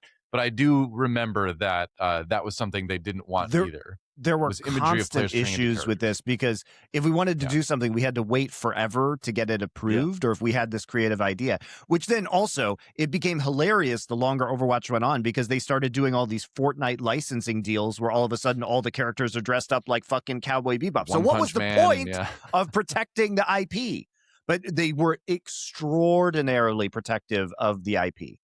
And like they didn't want it manipulated in any way, even for fun reasons. And I don't understand how anybody could possibly be confused if we do something with Reaper that isn't in Reaper's character, because obviously the point of the joke is the dichotomy between what we're portraying and what it is. Nobody's gonna be like, I guess Reaper is this thing now, but this is also the Team 4. They wanted to do things as much by themselves as possible, but they were also creating more work for themselves by having to approve all these assets and go back and forth, right? I think it all comes down to this friction between doing things on a game development side, the quote unquote old Blizzard way, but then being part of this Overwatch League thing and having all this extra like baggage thrown on top of it that's not letting you design or develop the game that you want to the way you want to do it, And so, like, I feel a lot of sympathy for them too, where they're, on the one hand, they're trying to design the game the way that has worked for a long time at Blizzard, that has already created a great game because Overwatch was a great game, and then you're saddled with all this extra stuff, right? And at the same time, they wanted the Overwatch League too. They knew what they were getting into, but I would suspect that the team didn't quite grasp the totality of what it meant to have an esports league, be part of their game, and especially in the way it was, because everything that came with that seemed like something that they didn't want to deal with, The Four Horsemen is sponsored by Raycon, and spring is on its way. I know the weather's getting a lot nicer, and I've been outside more. So if you're trying to refresh your routine and spend some more time outside, whether you're going on daily walks or running errands, going for a jog perhaps, getting some exercise, it's nice to have some headphones to listen to your favorite shows, like The Four Horsemen. If you guys want to hear what's going on around you that doesn't block out any of the noise, so you can enjoy potentially the sounds of nature as you're outside while you're listening along, you can check out here the Raycon's Essential Open Earbuds. These don't go in your ear canal, so they sit right on the outside of your ears and they loop around. They will stay put. I have used them in the gym and I haven't had any issues with them staying on my ears. Plus, it just allows me to soak in the surroundings if I am outside. So these are excellent. The sound stays clear and balanced, and you can get them now for 20% off. They don't block out anything. If you do want to block out noise, well, Raycon's got you covered there too. They have their everyday earbuds. These have active noise cancellation at a fraction of the cost of many other headphones. And they also have an awareness mode, so you can hear what's going around you that way as well. Works great. I've used these on public transportation and have had no trouble listening to music, podcasts, TV shows while I've been on the bus or a subway. Raycon, you can trust them. They've got over 3 million customers. The sound quality is just as good as the more expensive brands, but they're much less expensive because they're not paying for a lot of retail markup, brick and mortar stores, etc. And if you don't like them, they have a 30-day guarantee, so you can try them and send them back if they're not to your taste. They come in a wide variety of colors. They have a 36-hour battery life. I've actually never run out of battery with my Raycon headphones. They also have multi-point connection. so you can connect to multiple devices and switch seamlessly without having to go into Bluetooth menus and it being a giant pain in the ass. So the Essential Open Earbuds are perfect for refreshing your routine this spring. Go to buyraycon.com/horsemen-open. That's horsemen, plural, MEN, open to get 20% off. Thank you very much to Raycon for sponsoring our show. So we'll move on to the other things he said in the Lex Fridman podcast. This is another reason why I am very skeptical about this little post Blizzard tour that he's doing, where he's in every magazine, he's in every fucking podcast talking about this stuff. And he talked about the Overwatch League, and he said where it got away from us is that there was a lot of excitement about Overwatch League, and it was too much. It got over marketed to the people buying the teams. They went on this roadshow where they had a deck, and you can put anything in a deck and sell anything. And they were pretty much selling the Brooklyn Bridge. By the way, people outside of the bubble said this that. all sounds true. Yeah. That Overwatch League was going to be more popular than the NFL. Yeah. But then what he said, like just moments after that, was he said he also was in these meetings. So what I'm curious about is, you know, I remember at this time, I was working for E-League, and I was getting called up by like really powerful, influential people and lawyers and celebrities. And it was just happening as a matter of course. It was like a very surreal time in my life. You know, I'm being dragged out to meet people. Should I invest in the Overwatch League, Richard? Everyone tells me you're the expert. And I'm looking across the table, and it's like some guy from a movie or like some Hall of Famer in their sport. And I'll be like, no, don't do that. Definitely don't do that. Are you sure? Because they're telling me I'm going to make millions. You are not going to make millions, sir. I promise you that. Okay, Rich, I'll never forget this. Never heard from them since, of course. But the reality is Jeff Kaplan was in the room.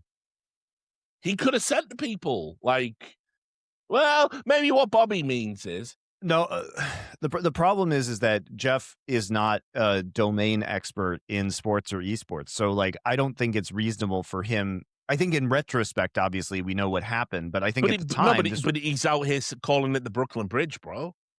I think he's saying that now. I don't think he thought that at the time, would be my guess. How could you not? Because he doesn't know anything about esports. I have heard that the ownership and control of the idea that was the Overwatch League was taken from him and essentially just ran wildly out of control by Bobby Kotick. But yet, because of his position, he was still required to be in these meetings. So my suspicion would be that, yes, he was there, but I doubt. You also remember he's like 5-6 levels below Bobby Kotick, right? Because being the lead designer on a game, like, sure, you have a lot of power in that, but there's a bunch of different teams at Blizzard doing different games, and so you're still reporting to the Blizzard executive hierarchy. See, I don't know if I'm being silly here, but I can speak for like me knowing him still, you know. Yeah, I mean, all I can speak to is like just me knowing him as a person and the things he's told me, and like the, you know, knowing what happened in you know, some of that stuff. I would wager that he was required to be there and probably uncomfortable about things and probably unable to do anything about it, is what my suspicion would be based on what I know. Also, Kotick's obsession with this and the amount of time he was putting in, if Kaplan didn't like go along, this was so important to Kotick that I think he would have just gotten fired and replaced by somebody. Because the thing is, you also have to remember that Kotick installed. So Nate Nanzer was internal at Blizzard, and he took over this project. He wasn't hired from outside. He was his position was changed within Blizzard to do Overwatch League. And the thing that happened was that once this started to pick up steam with Kotick started hiring some absolute clowns. Oh, sure. To be under Kotick and above Nate Nanzer. Yeah. And so there was this whole middle layer of idiots that were there. And these were people that were frequently hired from traditional sports who had no experience with esports. And in fact, these people, they had no knowledge of Overwatch as a game. They didn't even bother to understand the rules of a game, and they were operating this league. And their entire purpose, by the way, was to just yes man Kotick. Because when things started to go downhill, these people refused to listen to any advice or to change anything at all. Mm-hmm. And honestly, I mean, we'll get into this, but the pandemic basically prevented Overwatch League from just like driving off a cliff and annihilating itself in a fiery inferno. It's the one thing I've always tried to explain to people that they don't. Everyone goes, the pandemic killed the Overwatch League. It didn't. No. It bought you time. It bought a lot of time because the plans started to get so insane in 2019. Is that it was clear that I've got the calendar of the fucking. The homestand shit. The homestand calendar. So first off, the league is burning money. Viewership has gone down. Twitch is actively viewbotting Overwatch League during the 2019 period. They were using the Curse network of sites to viewbot it. Twitch was in on this because they needed the numbers to be good, because otherwise they look really stupid for the deal that they pulled. So it's all getting viewbotted. And there are literally full-time employees of Blizzard, and DoA and I are going into meetings there where they're trying to schedule casters for 2020. Right. Yeah. I remember these meetings. The schedule was insane. It would have been an exciting year for sure. Yeah. Like basically you'd be in a new country every week, crossing time zones. Like you'd be in Shanghai and then somewhere in Europe. And by the way, even trying to put together the scheduled jigsaw was like 4 full-time people's jobs. And it's like, we had conversations with people that were like, this is not possible. You guys understand. And they're just like, yeah, but everybody was so terrified at this point because nobody wanted to tell Bobby Kotick that this was not going to work and that something needed to change. And Nate was gone at this point, and I felt like Nate was the only one who was honest about these things. And obviously, I think one of the reasons why Nate left was because it was clear what was going to happen. And so he couldn't do you stop not it. have to blame Jeff just a little bit then? No, Jeff had nothing to do with this. I would agree. Yeah, I think he was just trying to make the game fun for players, and he had already lost control of the Overwatch League literally years before 2019 happened. By this point in time, it is an entirely separate, like, autonomous entity that is just the runaway train heading for the cliff, right? Yeah.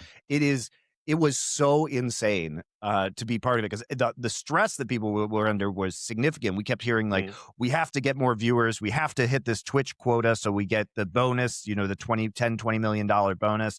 These homestands were incredibly scuffed, but they were trying all this stuff. Like they were basically ruining the broadcast to bring Bud Light in so that they could have like the alternate stream that was safe for, kids, but then also have the alcohol sponsor. But then in doing so, they were basically creating some like technical scenarios where it was impossible to run the stream normally, which was like, there were games we couldn't hear as casters at these homestands. And so it made our job basically impossible to do.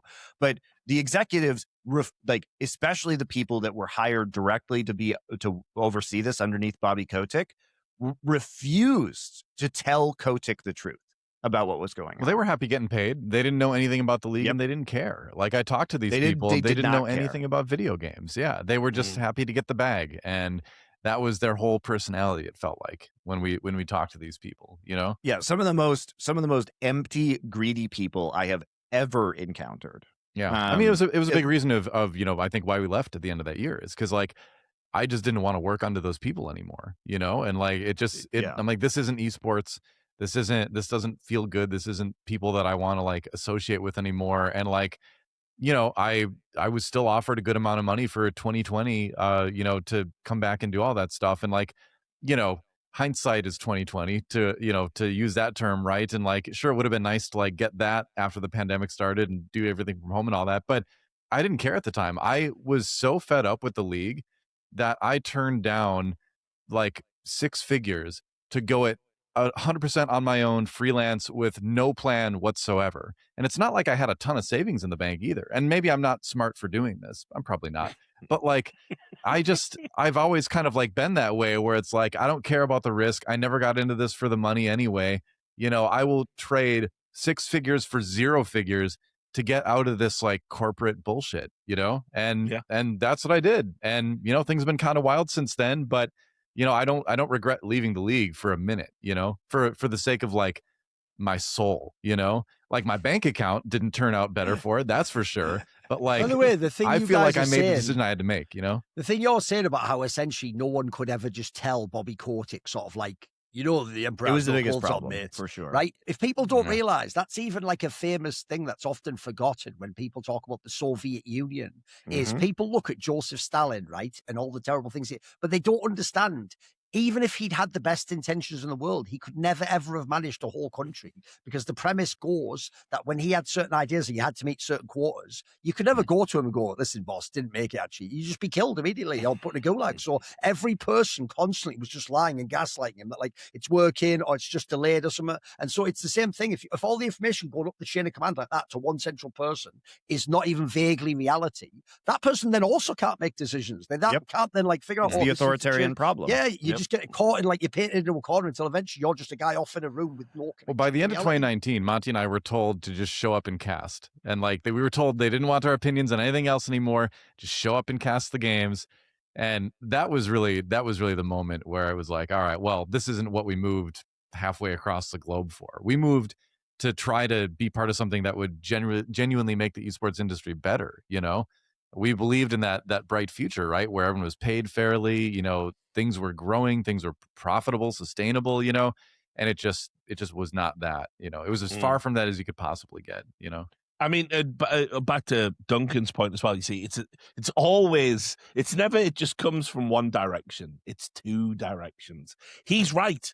In this analogy, Bobby Kotick is the Stalin that nobody wants to tell. We can't do the project, right? But similarly, there'll be one guy who promises the fucking moon, and it's just music to Bobby Kotick's ears. Stalin had it was Lysenko, the guy that said he could crossbreed wheat to grow in any environment under any circumstances. And Stalin kept funding his research, and that's why so many people fucking starved, essentially. I'm simplifying the story. It's not a history podcast. But, similarly, you had people going, oh, listen, Bobby, we're gonna put Overwatch on mobile. It'll be bigger than Call of Duty. And he's like, yes, tell me more. Meanwhile, you got people over here. I don't know if this league is gonna fire him, kill him. It's also that I think people were extra afraid because Kotick had personally invested so much. He had made the calls to his billionaire friends, and and at a certain point, when you're dealing with, this is just the world of incredibly wealthy people, their saving face for them is actually more important than this project completely dying, because the money that is lost is insignificant compared to the social value, because they have so much money. They don't need any more money. What they need is social capital. And so when you have to go to Bobby Kotick and be like an idiot. Yeah, when you have to go to Bobby Kotick and say, like, hey, Mr. Kotick, I think we need to scale this back in ambition. You're going to have to go to all your friends. Also, he was on the board of Coca-Cola at the time, which is one of the reasons why Coca-Cola was a sponsor on the Overwatch League. And so, he used his personal and professional connections to throw his weight behind this in a way that was big. And so I think people were really aware of that, and that, especially because his little clown minions, they're all they are ridiculous corporate ladder climbers. They literally, like I said, they literally did not know what Overwatch, what the win conditions of an Overwatch League game were. Yeah. They couldn't even be bothered to play the game for 30 minutes to understand the game. And so these people, they were only there so that they could leverage this role and Bobby Kotick upwards. And so if it worked, they were going to look like geniuses by doing basically nothing. And if it didn't work, well, they weren't going to tell Bobby Kotick, so it wouldn't be their fault, right? And so nobody wanted to have the hard conversations. And so we got to the point where the money burn was so insane because you have all these people working full-time to develop a calendar that is just not feasible. And the idea is that they were going to lay the cost of these homestands at the feet of the teams, and the teams were going to have to pay for, this broadcast level requirement. So like the teams have to have they have to rent these broadcast trucks and like pay for a certain size arena, right? And then hope the fans come there. It was so insane. It was so insane. I mean, also, but let's not forget as well. But, you know, we've had the Epstein files released now. Bobby Kotick was getting game advice from Jeffrey Epstein. I mean, this is a matter of public record now. It's actually amazing how much esports connections there were to all that shit too. It's kind of wild, quite literally, this is like in 2013 or something. He was like, Epstein's going, if you want to get kids hooked, you have to, if you want to indoctrinate them into an economy, you need a virtual economy. Then it's like, yes, why is any of that real? Like, why do I have to know that that's a thing? And then come on a podcast with you guys to talk about the Overwatch League and Bobby Kotick's role in, you know, tanking another Blizzard IP. It's also, look, obviously this is pure hindsight, but it's the idea that within Blizzard, they're going, we wouldn't ever want to be associated with anything that was like edgy or mean. That could come exactly. Also, we never want the character to have a bad association, right, McCree? Yeah. You know what I mean? Like, fucking hell. Do you want to know how mad it is? I literally posted it out, right? I photoshopped. Because when they did that whole thing about, like, we're taking away McCree's name because it's problematic, because it's, by the way, it's still called McCree colloquial by everyone in Overwatch. Of course, don't worry about it. Yeah, right. I literally tweeted out Epstein with next to the next to McCree as the character, and then this happened. Like, I don't know, like 8 years later. Like, well, we can talk about this situation too, because I thought it was very funny that in the interview with Jeff Kaplan is calling McCree, right, instead of Cassidy. And even when this happened, I mean, this just goes to show. So, by the way, Jesse McCree, the developer at Blizzard, he was part of that, like, Cosby Suite group chat. He never, to be clear, he never did anything that we saw. He never said anything, right? There was no connection between this developer and doing or saying. He was not one of the people who said anything bad in this group chat. He was just accused in of the anything, group was chat. he? Yeah. No, I don't remember if there were even any messages by him, but it was like showed the list of names of people who were in there. But basically, as a result of this scandal, it did affect Overwatch League, by the way. You know, basically, he was just, we have to change the name of McCree because he was in there. I'm like, did he do anything? And so here's the logic. Well, the man who did nothing, he can't have a character named after him. But we're going to name that character after Butch Cassidy, famous murderer? Literal criminal. He was in a movie. They only knew about the movie. They were like, this is such a great made-up story. Well, sure, it was a made-up story, but a historical figure, you know. But I was just like, what? This is a cloud world, man. Like, this guy, first off, McCree didn't do anything, and also McCree's a cool name. It's another reason, my fine young friends, as to why I'm not necessarily willing to give Jeff Kaplan a pass on his fucking apology at all, and that is that when he was talking about why the Overwatch League failed to Lex Fridman, specifically, he was talking about, you know, how the Overwatch League had become an albatross around the neck of the game and all of this. He is still yet to go on the record about the sex discrimination / harassment case, and you know that even though this was after your, I think it was after your time there. It was after my time. Yeah. We were all gone. Because it came out in 21, right? The lawsuit. Basically, all of the remaining sponsors that they had bailed because they didn't want to be adjacent to that. They wanted to see how it was going to pan out. The only one that stayed was Coca-Cola because Bobby Kotick was directly controlling whether or not that logo was there because he was on the board of fucking Coca-Cola. Everybody else bailed. And he didn't reference that. He's like, yeah, you know, the way the league died, it's so sad.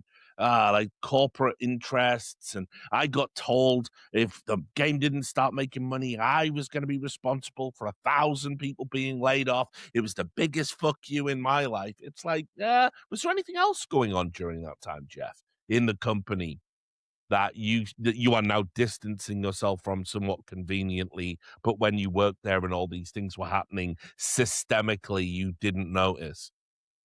This is always my problem with these guys. You know, it's always my problem.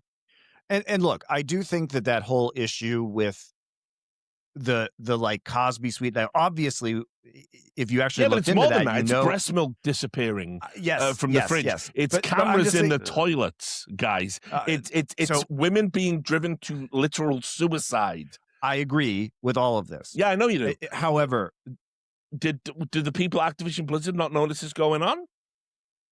well, When I it's can tell going on? you, and I have said this publicly, at least in regards to the Overwatch League, there was a producer at Overwatch League who is sexually harassing men, and Yeah, it happens. this was reported.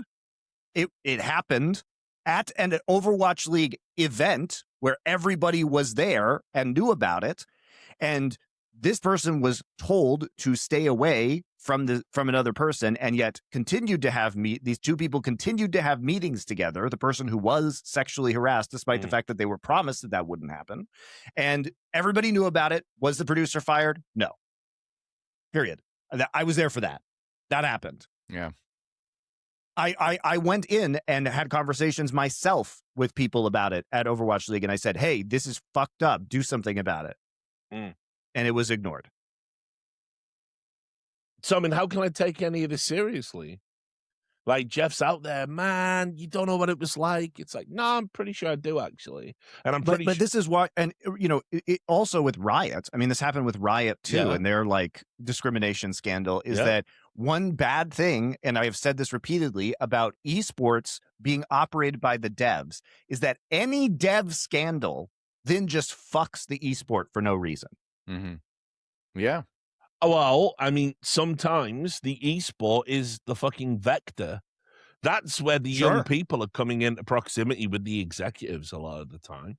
That's where the problems really fucking begin. I mean, I don't want to even get into that. But Depends let's on the just game, say I suppose. Yeah. we've all heard 1,000 fucking stories. Put it this way. I'll say this, like, I've never worked for a company that's had a systemic problem like that, but if I'd ever seen anything, like, I haven't even got a story to tell you 10 years after the fact from E-League. I just know, like, when people behaved poorly at E-League, and I'm not even talking about, like, grab hands or whatever the fuck that's going on in all these other games. I'm just talking about being rude. People pulled their fucking card, mate, and said, don't do that around here. Next time you do, you're fucking gone. Go and apologize. And we kept a very fucking high standard of behavior, and we policed ourselves. We were assholes to each other. Duncan and I were green room fucking terrorists, probably. Like we were the nightmare, but like breaking balls is one thing. Like what's been going on in these games is fucking crazy. And like, I don't know, Jeff's still yet to talk about it, by the way. I don't think he was there at that time, honestly. Man, Yeah. he's been there the whole time.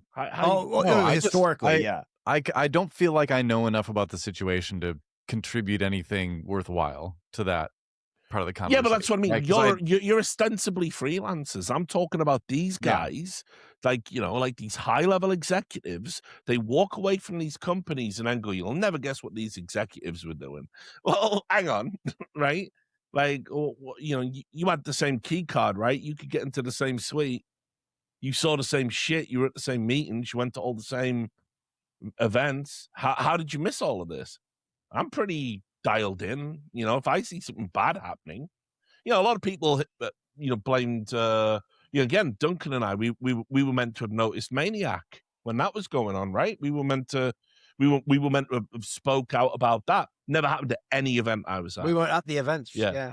I worked with Maniac, I think, like once, like maybe, and if I'd seen it, I'd have sorted it out. Believe. So, I can't take these people seriously. They walk away from the companies. They talk about all of the problems within the companies as if that's none of their fault. And that's just on the executive level. He's trying to distance himself from like, oh, we oversold the Overwatch League. But you were at the meetings. Yeah. Well, I can't say anything. Why not? Okay. But then you got the next problem, and that is he's never talked about the Activision Blizzard lawsuit, which was the nail in it is relevant to the Overwatch League discussion. It's not a sidebar. It was the nail in the coffin for that league. That was it. Yep. There was no recovering it after that. What, the fucking home of diversity, feminism, and child fucking adjacent sponsors?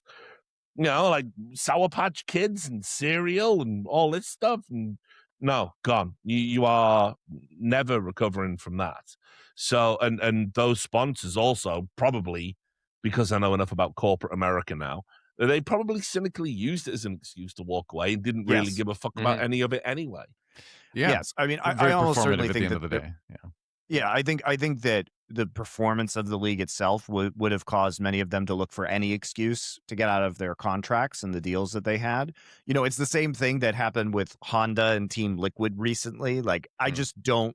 I mean, I will also say, though, probably the one thing you don't want to be joking about around a Japanese company. You don't want to, hey, I'm at that Hiroshima, bro. Especially on Twitter, which people don't understand. Like, Twitter is so huge in Japan that everybody in Japan will see it if you post things on Twitter. Like, if you want to make Japan mad, Twitter's the place to go. Or happy, I guess, but nobody does that. I'd like to make people happy. But that doesn't spread like wildfire on social media, you know.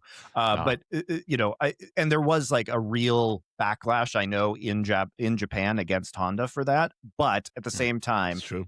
If you're spending money to primarily market to a non-Japanese audience and it's doing well, you don't cancel that deal, right? Especially because I do think, for what it's worth, that Team Liquid did a really good job of actually apologizing for that incident. They did as good of a job as you could have done, in my opinion.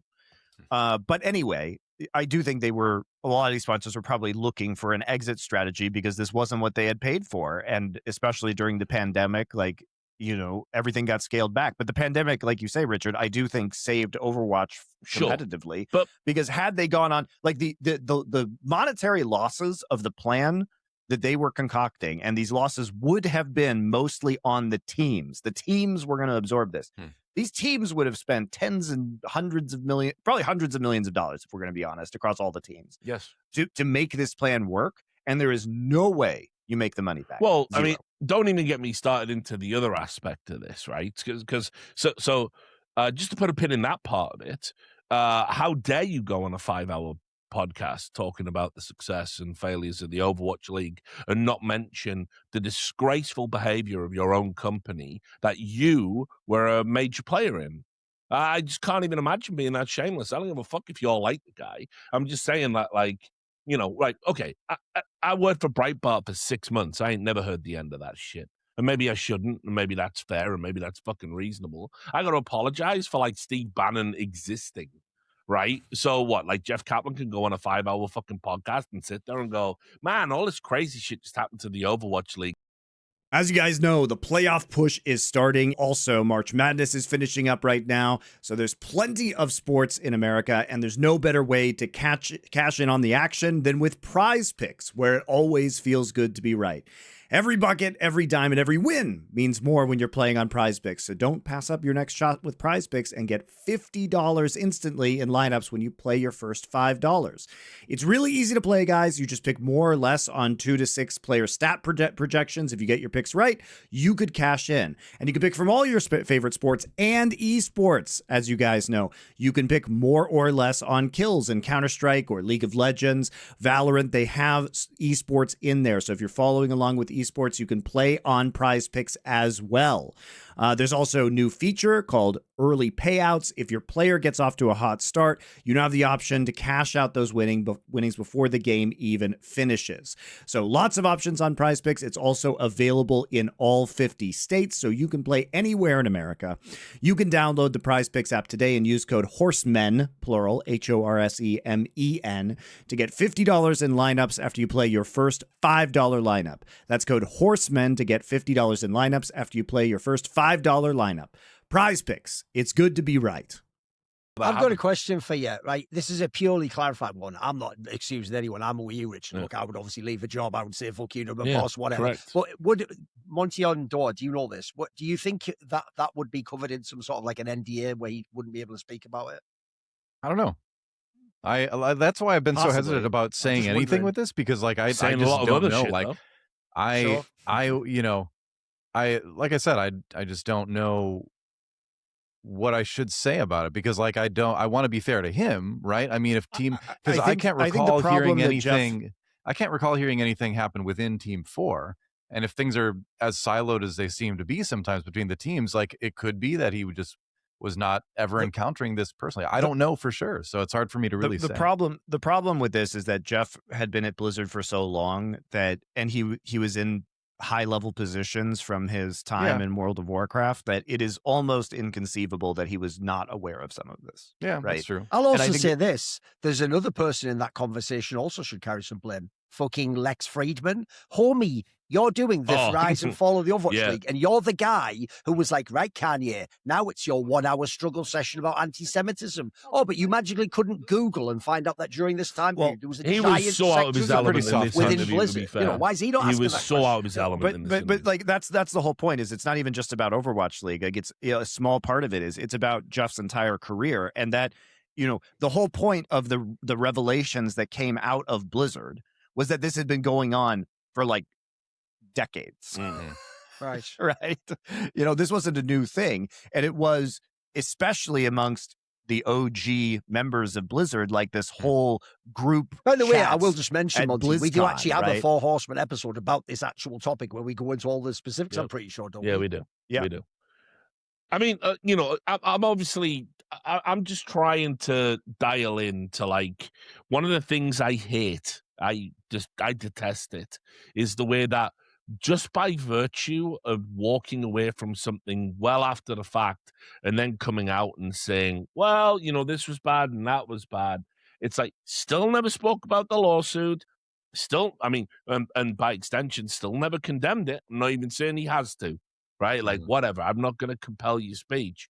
But, like, it was a huge part in why the Overwatch League failed. And you've sat there for 5 hours being interviewed by a guy who doesn't know what the fuck's going on, like, and faced no, cross-questioning, none of that. There are no follow-up questions to any statement he said. Well, I've got a question for you then, because I'm curious. I'm genuinely curious about this. So with the dynamic between interviewer and interviewee, in terms of bringing up uncomfortable topics like that, like how much is it on him as the interviewee to be responsible to bring that up? Because it is important. I agree with you completely with that versus the responsibility of the interviewer. Where does the most of the responsibility lie, in your opinion? As Duncan will be able to attest to, sometimes you only get the interview. I would never agree to this, but sometimes you only get the interview if you agree not to bring up the difficult stuff. It could have easily think that's maybe been the case here? Possibly. I find it impossible to believe that even if Lex Fridman was the laziest hack on planet Earth when it came to interviews, which, hey, he might be. I always felt he was an industry plant anyway. Doesn't do much for me.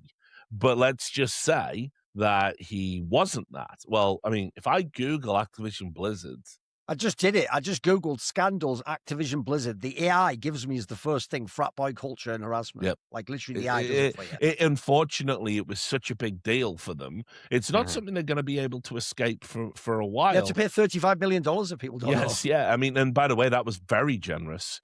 And I think there's still some other ones going on. I'm signed up to them on my Pacer account, and I'm getting updates about them.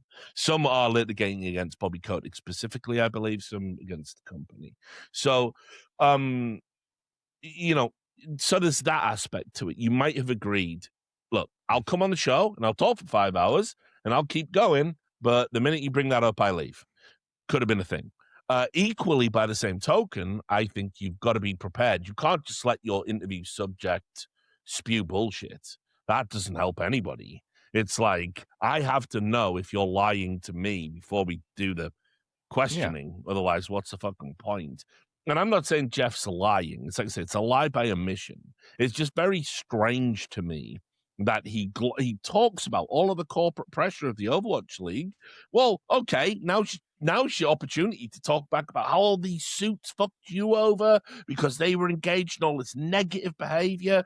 They totally tanked the Activision Blizzard brands all across the board, destroyed sponsor relationships. That's what I'd be screaming from the fucking roof. I mean, to be fair, he does tell a very good story about, this CFO at Blizzard who basically told him that he was responsible. Jeff was responsible for 1,000 people losing their jobs. Yep. And it's like, and he says that's the biggest fuck you moment of his career. Doesn't mention any of the stuff about women being abused or the lawsuit or anything else. which I'd be more upset about personally. Well, I wonder if there was some sort of agreement ahead of time not to bring it up, because it's just very strange because if I'm the Overwatch League, unfortunately, is inextricably linked to that. Well, it's also there's a very weird dichotomy that people have with Blizzard, including people who work there or the fans, which is that the golden age of Blizzard, right, is this, and Jeff romanticizes this in the podcast. He says, like, this is the pinnacle of game development. This is where you wanted to be. It was such a prestigious thing to be hired there. And we made games for gamers. He didn't say that literally, but that's the implication, which is that we polish things and we make sure it's great and we really care about the product. They're a product company. And that's true. That's why Blizzard games were the best, especially in the 90s and the 2000s, right? Yeah. And you can see it in Overwatch. There's no denying that Overwatch is a good game. Overwatch's engine is the best engine I have ever seen for an esports game. Honestly, that was one of the best parts of competitive Overwatch is the engine was rock solid. Did we ever have remakes? No. Did we ever have bugs? No. Did it ever crash? No. Like, literally, by far the most polished, like, technical piece of engine making that I have seen in an esports title. It is excellent.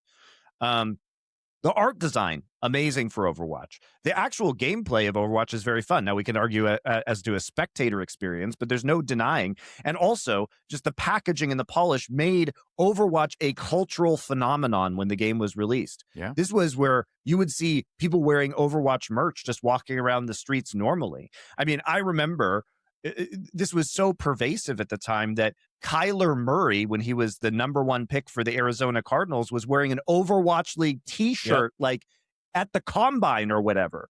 So there were all these pictures everywhere of just Kyler Murray with an Overwatch League t-shirt on.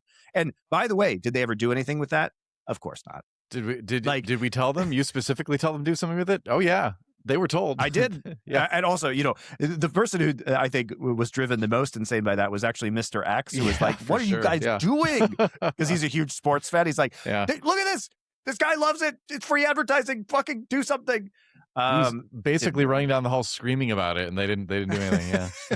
Yeah. But it was a big deal. So the design around Blizzard, but the conflict that you run into is that now we know that there was a dark other side to this, which was that it was this kind of like a gross high school teen boys club that was doing really shady things. And the other side of it was that they were making amazing games. And so I think it's hard for people to justify that in their mind, that the same culture that was creating these really good games that are beloved and that people really liked working there, as long as they were on the right side of things. It was also creating this gross culture simultaneously, and that there's been no reckoning with the good and the bad at the same time. I'm just very cynical about Jeff Kaplan turning up, doing this media tour weeks before his new game launches, talking about how actually it was all of the suits at Activision Blizzard that did all the bad things about Overwatch, and not talking about any of the actual serious important stuff. By the way, I think in the context of just talking about the game, that's probably accurate. But to not touch on the other stuff, go ahead. That's the thing, Richard, is that the suits, weren't always. In fact, I would say mostly were the ones not involved with the gross cultural shit. It was the dev teams that were involved in the gross cultural shit. I don't know. I mean, I remember. That's from the Cosby Suite chat. That's just true, right? That seems like there were two independent camps. There was the corporate suit gross stuff, and then there was the dev gross stuff. Maybe that's the. There was a Horde in the Alliance of that. But I remember the 2007 lawsuit with Bobby Kotick. But also, like, I think, to go back to Blizzard culture, there was also something really attractive about Blizzard culture, which is why DoA and I wanted to do this. Like like, especially here, as a story, one of the reasons why I wanted to go, and I'm sure DoA feels the same way, I wanted to go back to, working with Blizzard. I hadn't worked with Blizzard, even though I came from Warcraft 3, right? DoA had worked directly with Blizzard. Mm-hmm. But I will say that one of the biggest things that made me want to do this was that when we were in Korea working on League of Legends, Mike Morhaime, the CEO of Blizzard would come to Korea. Mike loved esports, still loves esports. Yeah, great guy. Great guy. Great guy. Love Mike and Amy Morhaime. They would come to Korea, and what they would do is they would set up very fancy dinners with the casters in Korea, and they would invite me and DoA. We weren't working on StarCraft at the time. We were just working on League of Legends. Yeah. They would invite basically all of the casters in Korea, and they would just come and say like, hey, what's your experience in esports been? Where do you think we can improve? This is the CEO of Blizzard. And so like there was this personal relationship that you had with Blizzard, and you felt, and Jeff, same thing.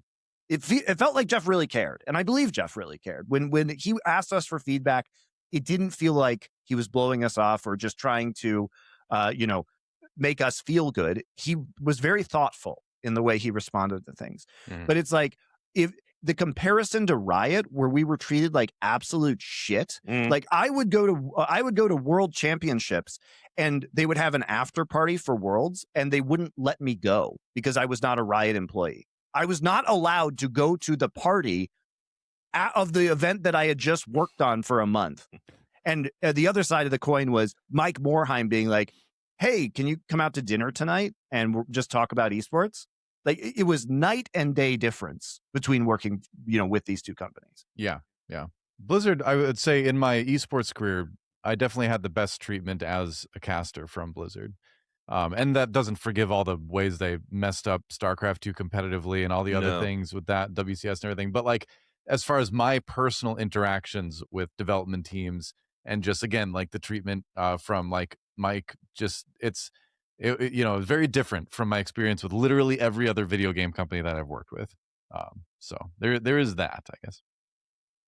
So basically, to go back to Monty's point, it was attractive to work with Blizzard, and I think a lot of that comes through when you listen to Jeff talk about like the game development process too, because it is this very romanticized kind of thing. But on the one hand, you say romanticize. On the other side of things, like the way they actually develop games was that way. Like looking at purely just the game design side of it, like there was something, just kind of pure and like, great about the way they made games, clearly, because so many good games came out of there. So we were excited to be, a part of that process. And I like hearing him talk about, design games and all that. And when I hear this conversation about, talking about that in relation to the greater problems with the company and all that, it makes me think of like, rock and roll and like musical artists in general and stuff, where it's like they can create, or art in general. Some of like painters, right, over the centuries, right, that have produced these beautiful, beautiful things, but have done horrible things as people. And like, where do you separate the art and the artist? It goes back to that old greater conversation. And the line is always gray, It always comes down to what is the responsibility of the certain occasion. It comes down to what's somebody's personal comfort level with reconciling those things. And so, I can't speak to, the choice not to talk about it in this interview and why that was, but I think it connects to that greater conversation, which is you could do years of podcasts on that. Well, I'm sure that's only 3 episodes for Lex Fridman. There you go. That's right. I still can't believe he just let Jeff go for 5 hours. It was like, I was shocked it was that long too, but I liked listening to most of it, the Jeff side of things. But yeah. I mean, the stuff that he was saying about Titan, which is the project that was became fascinating. Overwatch, was super interesting. But also, one of the other unspoken things about Overwatch was that the financial pressure on that game was enormous because the cost of Overwatch was spectacular because of Titan. The fact that they had to spend all these years developing a game that ultimately didn't do anything, then became Overwatch. Like the process of Overwatch even existing was just so expensive. Well, there was that story he tells in the interview where basically after they canceled Titan, they had 6 weeks to come up with a pitch for a new game. 2 weeks, 3 pitches, 2 weeks per pitch. And then basically it's like, come up with something that can be a money earner on the level of World of Warcraft or else, basically, And so it's kind of crazy that like during, in that crucible, right, like Overwatch came out of that, right? They somehow managed to do it where maybe it didn't have the level of success that World of Warcraft kind of continues to have, but it was a game of significance, both culturally and financially. So it's kind of amazing that happened at all. Yeah, I've always thought the Overwatch IP. After you've made us another World of Warcraft, get to work on that perpetual motion machine. Yeah, exactly. No, I mean, I always thought the Overwatch IP actually failed to have a lot of the cultural impact they wanted. One of the other cringeworthy things, immediate impact, maybe, but long term, yeah. One of the cringeworthy things is I remember when I think the official Nintendo Smash account made a joke about putting Tracer in, and Jeff Kaplan replied immediately, please, that would be, and they took all the Lego off the shelves and all of that stuff. I just don't think it was a very good IP. I mean, I actually think the IP is really good. They just didn't do anything with it. Yeah, I mean, if anything, the most outrageous part of the Overwatch IP is that they somehow got beaten to the punch like a bazillion years later by Arcane for League of Legends. Right. They should have been on the whole Netflix show. It is insane to me. It is so insane to me that you had something like Overwatch, which was so, whether you personally love it or not, it was very different from a lot of stuff that was coming out. It was a positive look at the future. It was, it was brighter. It was more optimistic. And you had this real opportunity to be like a Saturday morning cartoon, right? To do all the, and I mean, they did a little bit of this, right? There was a little bit of the action figures. There was a little bit of stuff, but they had so much more potential, it seemed, from my perspective, to go way, way, way farther than that. And they just didn't. Put it this way, DoA, one thing I never understood was they built all this lore into it, right? Yeah. About how it's like this team that comes from all that, but it's a multiplayer game. It doesn't have a single player. Like, that part's missing. Like, you haven't done anything with that. That's why I agree. That's why you need a cartoon. If you did some like Power Rangers shit, that probably could have banned it. Yeah. We kept hearing rumors like, oh, there'll be a Netflix cartoon, there'll be this, and all that, but they never amounted to being anything more than rumors. So I don't know if anything was actually being talked about, to be greenlit or whatever. But I think it's ridiculous that it didn't happen. It is insane to me that they didn't, jump on that more than they did and really become, the new version of the 90s Saturday morning cartoons that we grew up with, right? So. It was such a missed opportunity. It's just wild. Well, that's the whole story of Overwatch and the Overwatch League is remember one area, even though I think it was cynical, one area I don't necessarily blame them for doing the whole, we're actively going to pitch that this game's got LGBTQ characters in it, it's a bit woke, and we're going to... That actually did have way more mainstream crossover to people who aren't particularly esports people than almost any other esports game I'm aware of. Yeah, I knew a lot of people that played Overwatch that I wouldn't have predicted would play games like that. Yeah, absolutely. Right? These are people who are not shooter players or especially team shooter players, not and they're all playing Overwatch. Of people, absolutely. And they played it because they liked the characters, right? And they liked the world, and they liked kind of being in that vibe, Yeah. So it did do that. That was neat, but why didn't they go further with it, I don't know. I mean, it also doesn't help as well, though, that the core audience were a bunch of freaks as well. So true. Well, I feel like you'll have that subset of the audience no matter what the IP is.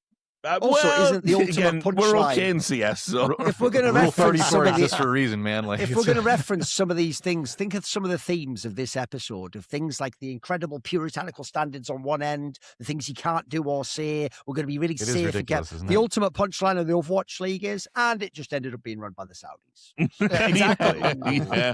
Yeah.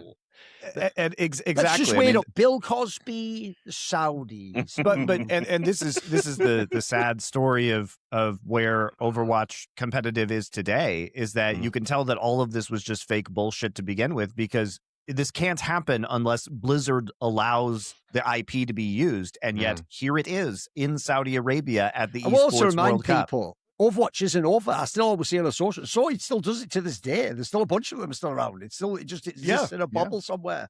And like I said, the update they did to the game is really fun, actually. I don't play it a ton, but I play it once in a while, and I had a good time with it. I love the fact that the remaining devs on this game have to look up that Activision Blizzard, after years of fucking trying to flex and say we're going to only have our games on Battle.net, now have Overwatch on Steam. And you wake up every day to the mostly negative standing it has. And you just read the random Steam reviews, and the Steam reviews are just everything you think they would be.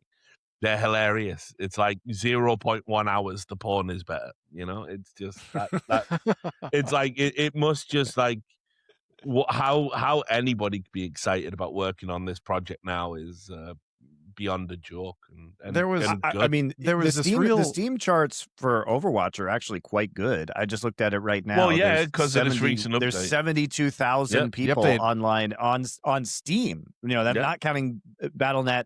Honestly, the counting... recent update was a big deal. It was a big deal. Really improved the game. Yeah. But like, but it's really impressive because that's also they have it on console as well, right? Yeah. Like there's it's still a very big game. There's not really a lot of denying you can do about that. And as far as the people still working on the game, I think it must be sad to like still work on the game because if you look at a lot of those original cinematics and sort of the intent behind the original stuff with the game, there was such like a earnest sincerity to trying to make a game that was positive and that like got people feeling optimistic and was also exciting and fun. Like they're really like sincerity is really like a important word when it comes to the people who are making the game and their intent for how you should feel when you're interacting with the game and interact with the universe. And it came from a really good place. And so to have that intention then turn into all the stuff with the Overwatch League and then all the stuff with the scandals that came up with Blizzard and then everything else, it's got to be really tough. Like I can't imagine what it would be like to go through that. I mean, I can imagine a little bit because we went through the Overwatch League, but I think it's like a greater, I can imagine exactly what that would be like, but I can't imagine what it would be like to go through all that and still be part of it. I walked away. There's developers there that didn't walk away. They're still making the game. A lot of people walked away, though, to be fair. Like, a lot the turnover of the people that we worked with was pretty significant. Oh yeah, there's very few people there still that I would know, but yeah, so I feel like it's tougher to still be there, right? And still be trying to make it work. Maybe I'm wrong. Maybe, the people there made their peace with and they're having a great time. I hope they are. I hope they are having a great time making the game. They're doing a good job. But yeah, I mean, that's okay. Counter-Strike, I know. It isn't even that. It was never a threat to our thing. It's just obviously. I'm saying your personal enjoyment of Counter-Strike more than Overwatch as a player. No, but listen, I mean, like, no one's having a good time with CS2 right now. The point is, I just detest Activision Blizzard as a company. I want everything they make from this point onwards to fail, and everyone involved in the creation of anything that would enrich Activision Blizzard also to fail until they're doing a podcast media tour saying it was nothing to do with me. You know what I mean? Like, that's fine. That works for me. Same. I was reliably told for a good 15 years of my esports career that guilt by association is a perfectly acceptable thing to bestow upon people, irrespective of what they've contributed, what they think, what they feel, what they believe. So, okay, good. I'll meet you with that energy. I hope every day you have to go in and you create that little fucking gerbil who flies around in a ball, and you have to Rocket Cat. You haven't seen Rocket Cat yet? Yeah. And then, like, the first thing you see on the internet is just some gaping anus porn related to it. I'm good. I hope you're miserable every day of your life. It's as someone who's lived through multiple decades of video games now, right? Like I've been playing since I guess I've been playing video games for like almost 40 years at this point, right? Which is crazy to think about. But like, because I played since like preschool, right? And I'm in my early 40s now. But so to see the trajectory of these companies rise and fall, and like now it's like I really find myself pushed towards all these indie companies and these smaller games and all that. And part of that is because of what you're saying, right? Where all these big companies that made all these games you like are now these kind of like gross entities that have all these like all this baggage and issues, and as a gamer it does mess with you, it does make it harder to enjoy things in the pure way you kind of used to, right? So it is funny how I feel like the whole industry that is part of pushing people like me towards all these indie games, which is good because there's some great indie games out there. So I hear all of these big AAA companies now. They are the ones. Yeah, I mean, they are the ones ultimately that have brought a lot of game into rack and ruin. Where I differ with the average perception of the normie gamer is, I just think there's enough cool indie shit out there that it doesn't matter. I used to play every iteration of Pro Evolution Soccer. I don't do that anymore. I used to play FIFA. I don't do that anymore. I used to play Madden. I don't do that anymore. You know, it's like I don't miss that shit. There's other ways to occupy the time. I mean, you used to play League of Legends. Quit that. Don't miss that at all. I mean, the best video games are indie games right now. Yeah, like for real. And smaller companies. You know, like Hades 2, Slay the Spire. I'm trying to think of some other ones that have been playing lately. But like, yeah, it's all that smaller company stuff where it's like the real kind of true. I mean, I don't know. I'm gonna just say this to anybody, because Duncan will appreciate this one. To anyone that's a 2K fan and they've watched like when 2K got the rights to do the official NBA, everyone was super excited because, to be real, the EA games were pretty underwhelming, and they started out good, and then they just became this like gacha slop that doesn't even work online.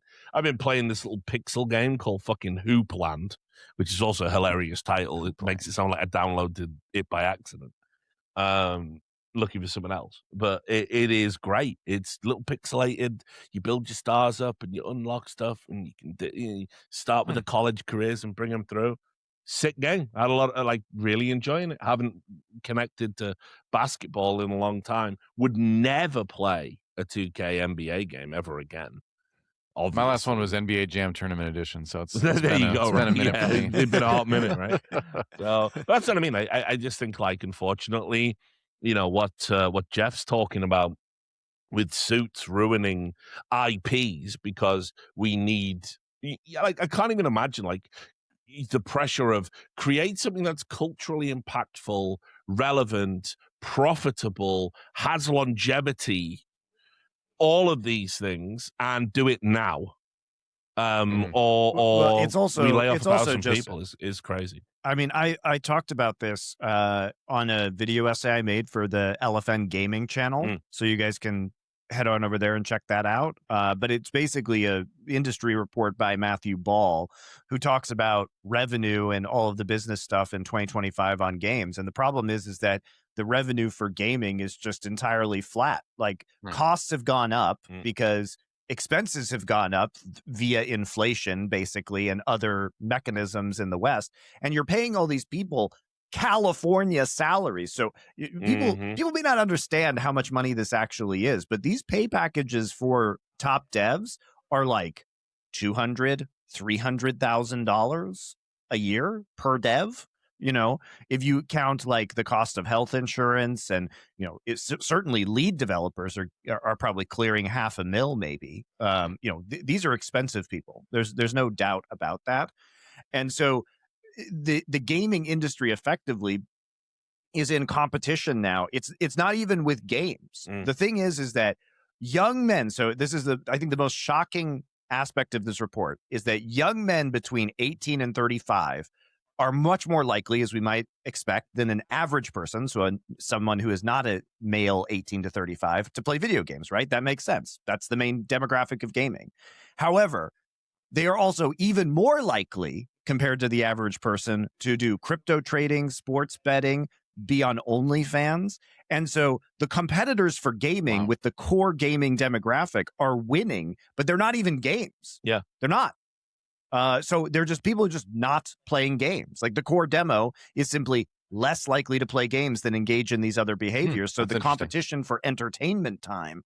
And so what this is doing is it's depressing actual revenue of games. And not only that, but game time of new games has decreased. I think I may get this wrong off the top of my head, but last year it was like games that were released in 2025 were only played something like 7% of total game hours of 2025.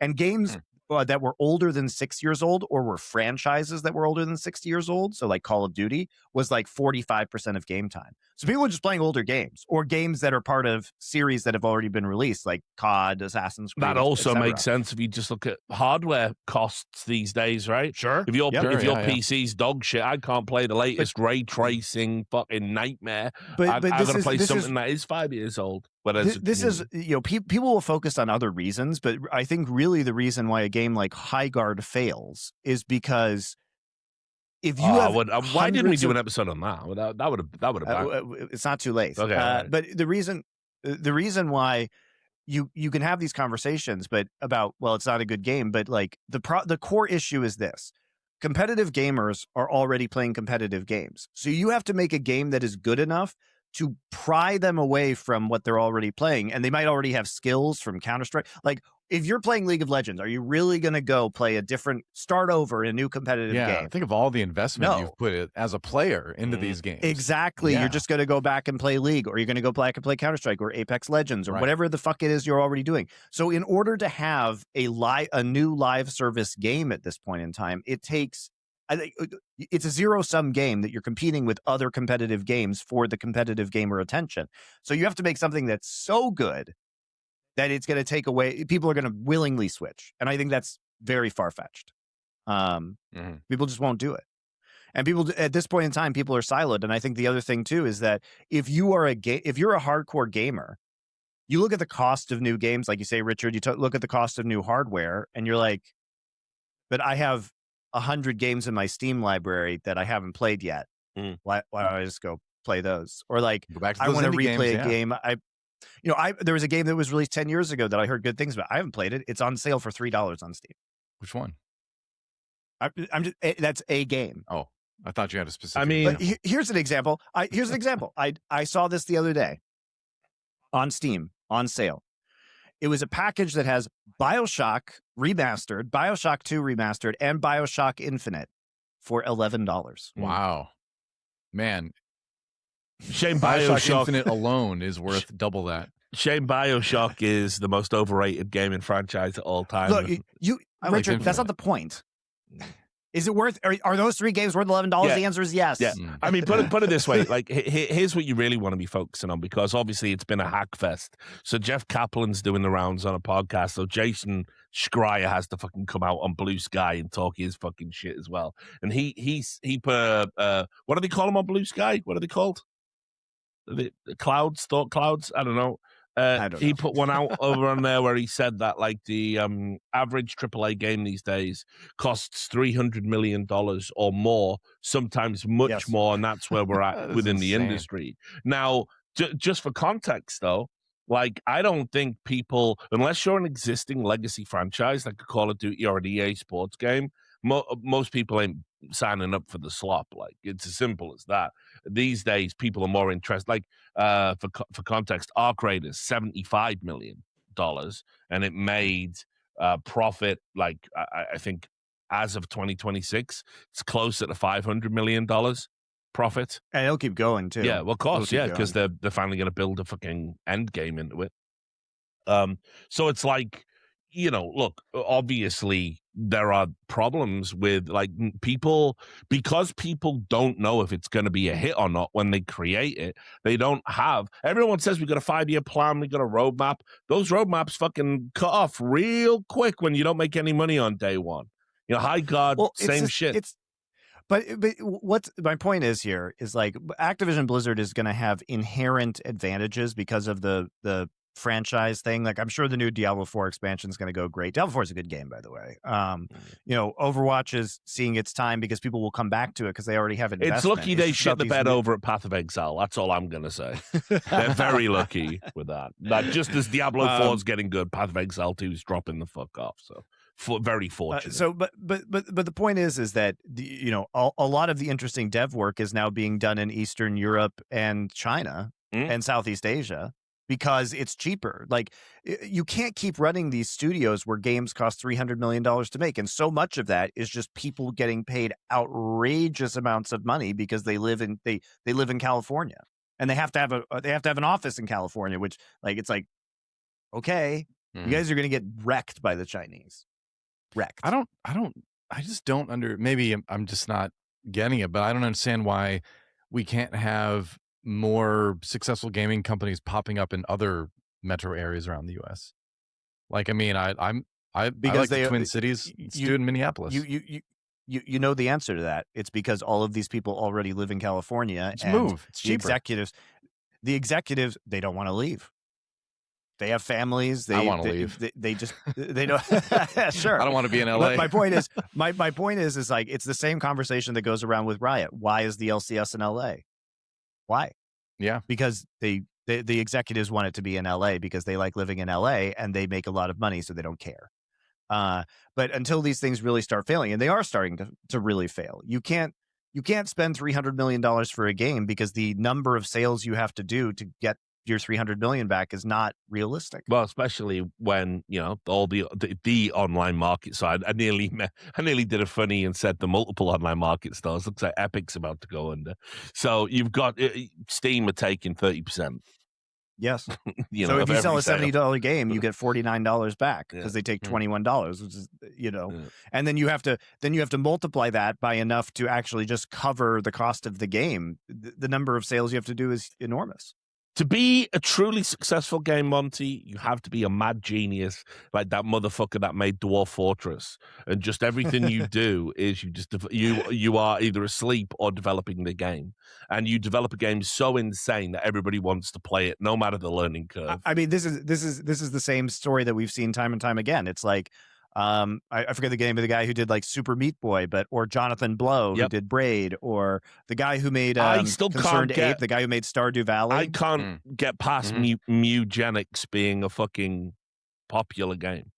Like, it's actually crazy when I won't even say it out loud, but I mean, like, some of the disabilities your cats can have are real life disabilities, and the traits they get of those disabilities are essentially stereotypes.